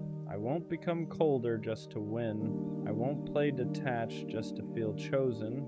I'll stay intentional, even if it means slower, because the right connection won't reward games, it'll reward honesty. And when that happens, dating won't feel rigged anymore. It'll finally feel aligned. I don't ask for much. I don't need constant reassurance. I don't need public displays. I don't need dramatic promises, but sometimes I catch myself wondering, do you even love me? Or do you just love the role I play in your life? Because there's a difference. Loving someone means you care about their heart. Liking what they do for you means you care about their presence, and those are not the same thing. I'm the easy one to love. I don't argue much, I don't complain often. Try to understand before reacting. I adjust, I compromise, I give space when needed. And sometimes I wonder if that's the problem, because when you're low maintenance, people forget maintenance is still required. Love isn't just staying, it's how you stay. Do you check in on my feelings without me hinting at them? Do you notice when my energy shifts? Do you protect my heart the same way I protect yours? Or do you just assume I'm fine because I don't break down in front of you? I think what hurts the most is not being unloved. It's being loved passively. Loved when it's convenient, loved when you need comfort, loved when I'm strong for you, but quiet when I need the same intensity back. That kind of love feels unbalanced, and imbalance turns into doubt. Sometimes I don't need more affection, I need clarity. Clarity in actions, clarity in effort, clarity in consistency. Because love shouldn't feel seasonal, it shouldn't spike when you're lonely and fade when you're comfortable. It should be stable, not loud, stable. I've realized something. If I have to constantly question whether I'm loved, then something is missing. Not necessarily feelings, but expression. Because real love doesn't leave you in confusion. It reassures you without you begging for it. It shows up without you scheduling it. It protects your peace instead of disturbing it. And maybe you do love me. Maybe you just love differently. But here's the truth no one likes to admit. If your version of love doesn't make me feel secure, then it's incomplete, because love isn't just about what you feel internally. It's about what I experience externally. I don't want to beg to feel valued. I don't want to explain why consistency matters. I don't want to teach someone how to treat me with care. If I have to convince you to show up for me properly, that's not partnership, that's negotiation. And love shouldn't feel like negotiation. The scary part is this: I don't want to lose you, but I also don't want to stay somewhere where I feel half chosen. Because half love is heavy, it keeps you close enough to hope but far enough to doubt, and doubt slowly eats at your confidence. So do you even love me? Maybe the better question is, do I feel loved consistently? Do I feel prioritized, protected, considered? Because love shouldn't feel like a mystery. It shouldn't feel like something I have to decode. If I'm loved, I should know. Not because you say it once, but because you show it daily. And if I ever have to keep asking myself whether I'm loved, that might mean I deserve a love that doesn't make me question it at all. No isn't the worst thing a girl can say, but the worst thing a girl could do is to pretend to like you or love you, get you attached, treat you like her boyfriend, and tell you she's not ready for a relationship. Shawty just played you like she's playing Animal Crossing. If there was an Olympic sport for getting played, best believe you would have gotten a gold or bronze medal. Y'all didn't even get past the talking stage. She dragged it out like this was 13 Reasons Why. If this was me, finding her would be as easy as trying to find the one piece. This type of disrespect is something you can't tolerate. The woman species now makes your blood boil. Talking to girls romantically is something you don't even want to hear about. This is the type of pain and heartbreak that will have you up at 3 a.m. doing 3 sets of 20 push-ups while thinking of ways to change your life around. This is the type of pain that makes you want to get rich and conquer the world. After this type of foolery, she might have turned you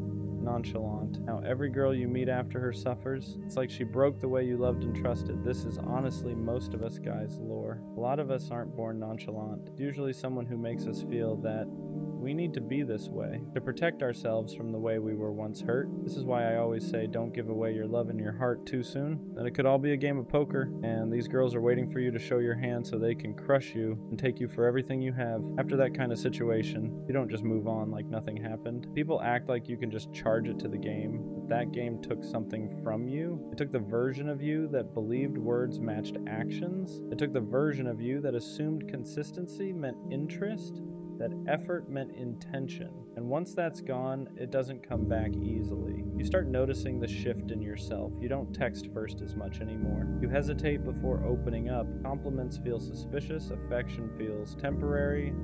You're no longer asking, do I like her? You're asking, is this even real? And that question follows you into every new connection, even with people who haven't done anything wrong. That's the unfair part. One person plays with your feelings, and suddenly everyone after them has to deal with the damage. You become guarded, distant, almost emotionally lazy, not because you don't care, but because caring once cost you too much. You learn that giving your heart too early can turn into a lesson you never asked for. And late at night, that's when it really hits. When the distractions are gone, when you're alone with your thoughts, that's when the anger shows up, not just at her, but at yourself, for ignoring the red flags, for believing potential instead of patterns, for staying when deep down something felt off. That anger fuels change, but it can also harden you if you're not careful. A lot of guys turn that pain into motivation. Gym sessions at ungodly hours, obsessing over goals, wanting to level up in every area of life. And while growth is good, it's important to recognize where it's coming from. Are you improving because you want more for yourself? Because you're trying to prove you were worth choosing? That experience becomes part of your story, your lore, not to victimize you, but to explain why you move the way you do now, why you don't fall as fast, why you keep your guard up, why you test people before trusting them. You weren't born this way. Someone taught you to protect yourself, and the real lesson isn't to stop loving. It's to stop giving your heart to people who haven't earned access to it yet. What really messes with you is realizing she probably didn't think it was that deep. To her, it was just talking, just vibes, just something to pass the time. But to you, it was hope. It was imagination. It was planning things in your head you never even said out loud. And that imbalance is where the damage happens. One person is casually passing time, the other is slowly building attachment. You replay moments looking for answers.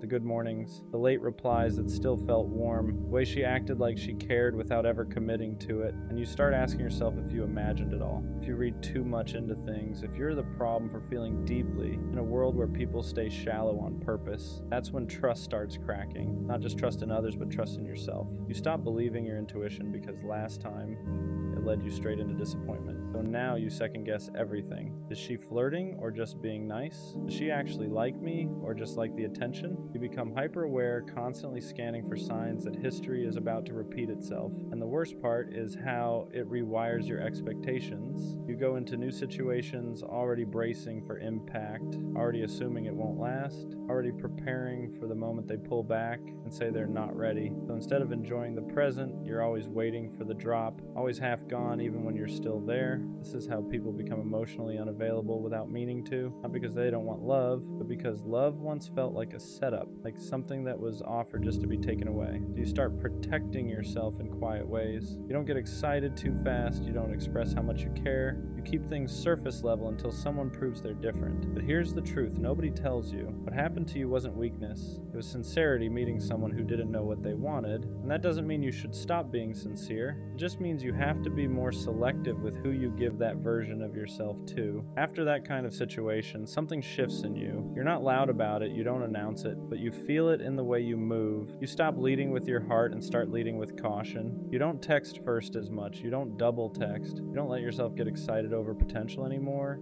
You tell yourself it's maturity, but deep down, it's fear wearing a calmer face. You start believing that caring less is safer, that being detached is smarter, that if you never let anyone get too close, they can't pull the rug from under you again. So you keep people at arm's length, you flirt without intention, you talk without expectation, you convince yourself this is control, but really it's armor. And sometimes you miss the old you, the version of you that loved freely, that didn't overthink every reply, that didn't feel embarrassed for being excited about someone. You miss how deeply you used to feel before it backfired.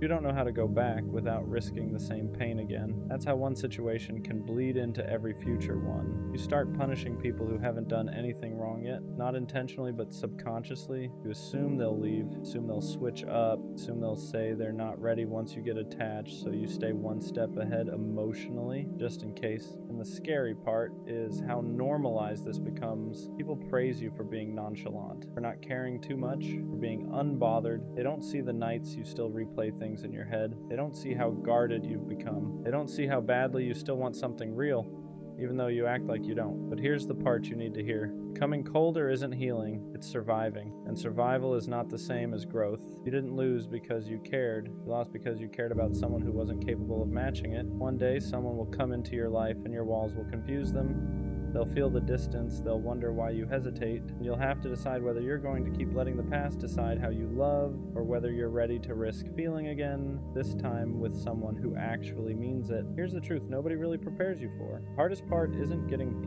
played. What happens after when you meet someone new who actually treats you right, and you don't know how to receive it? Their consistency feels suspicious. Their interest feels too good to be true. When they text back fast instead of feeling secure, your mind starts asking, what's the catch? Because your brain remembers patterns, remembers how attention turned into attachment, and attachment turned into disappointment. So now every good thing feels temporary. You don't relax into love anymore, you brace for impact. You're always waiting for the switch up, the moment they pull away, the moment they say they're not ready, the moment you realize you were just another phase to them. And it's exhausting, because part of you wants to love again the way you used to. Fully, honestly, without holding back. But another part of you is screaming not to, telling you that being vulnerable is dangerous, that letting someone see you is how you get hurt, so you stay halfway in, halfway out. Enough to not be alone, but not enough to be devastated again. That's why you start confusing peace with boredom. Healthy love feels quiet compared to chaos. There's no guessing games, no mixed signals, no emotional roller coaster. And because you got used to inconsistency, stability feels unfamiliar, almost wrong. You catch yourself thinking, why isn't this hurting? Why am I not anxious?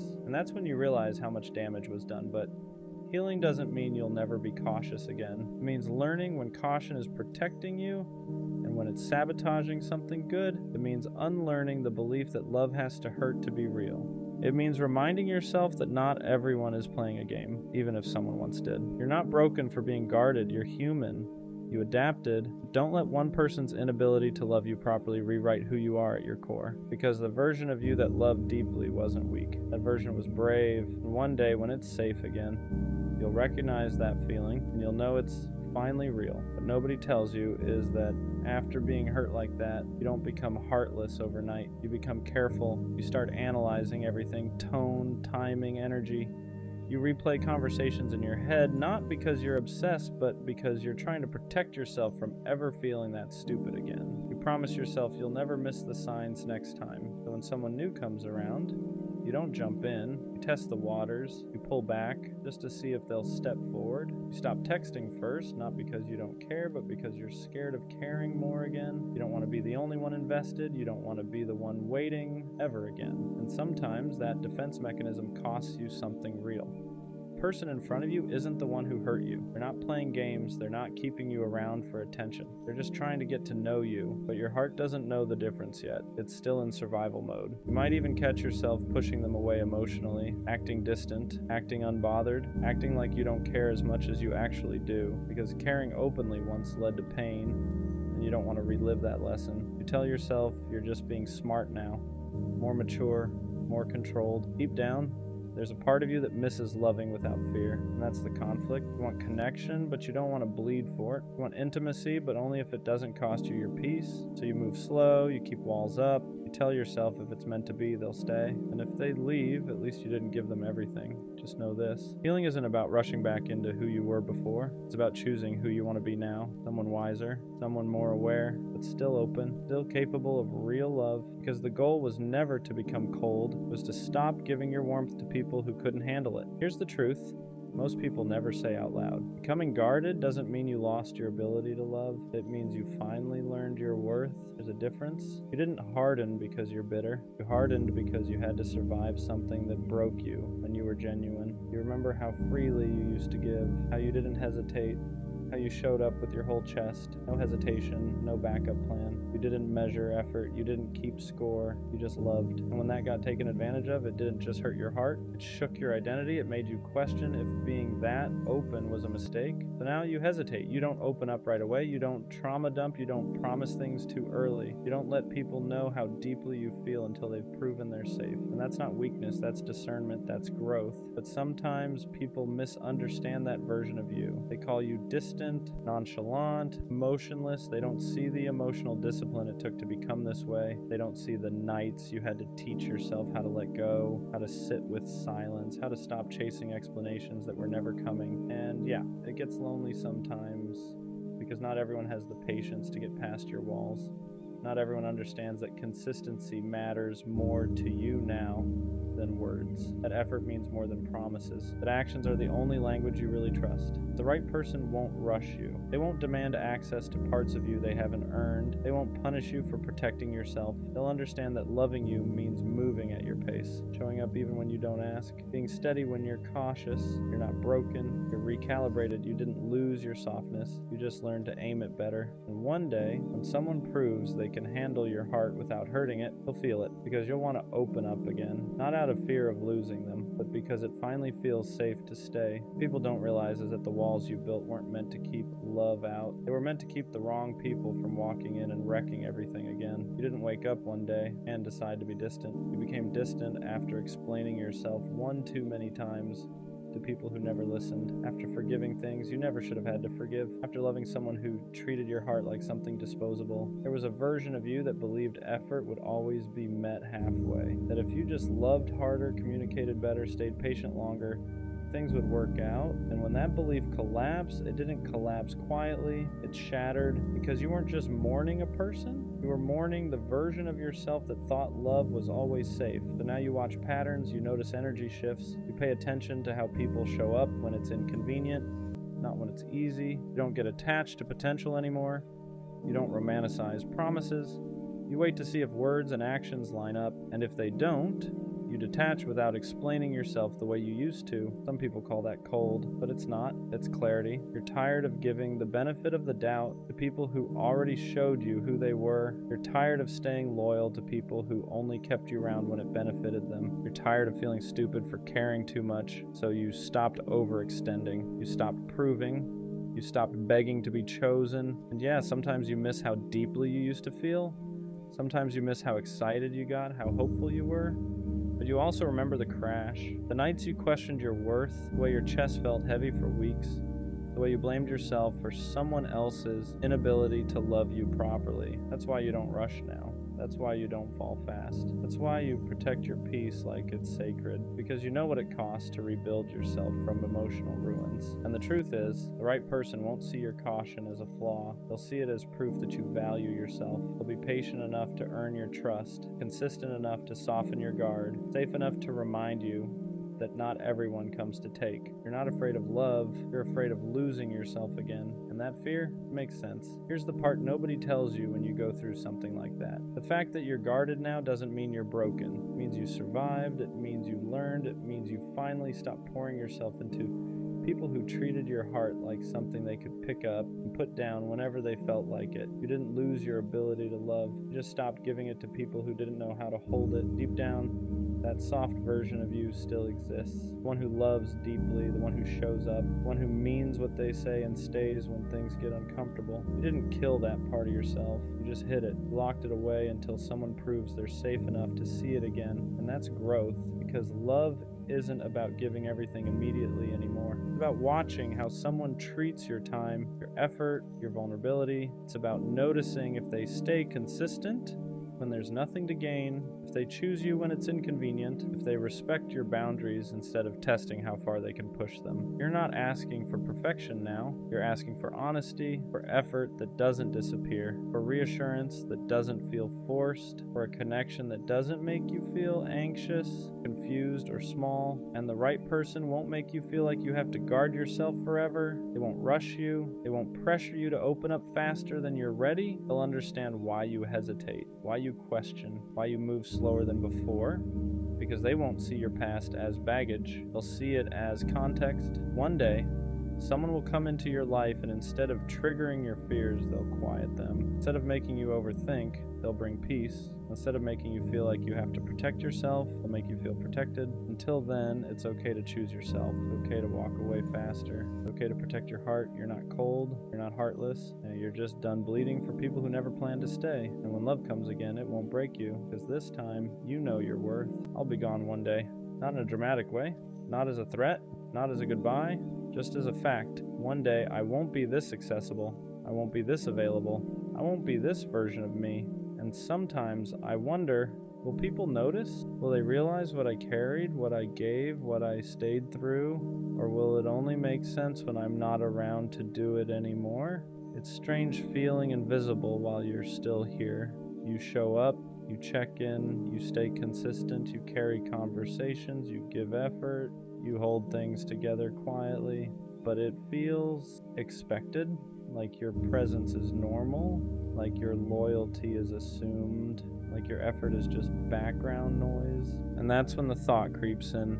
If I stopped doing this, if I pulled back, if I disappeared, would anyone feel the shift? Or do people only realize what you meant after you're no longer there to give it? Being the strong one rarely gets applauded. You're the one people vent to, the one who keeps it together, the one who doesn't break down publicly. So they assume you're fine.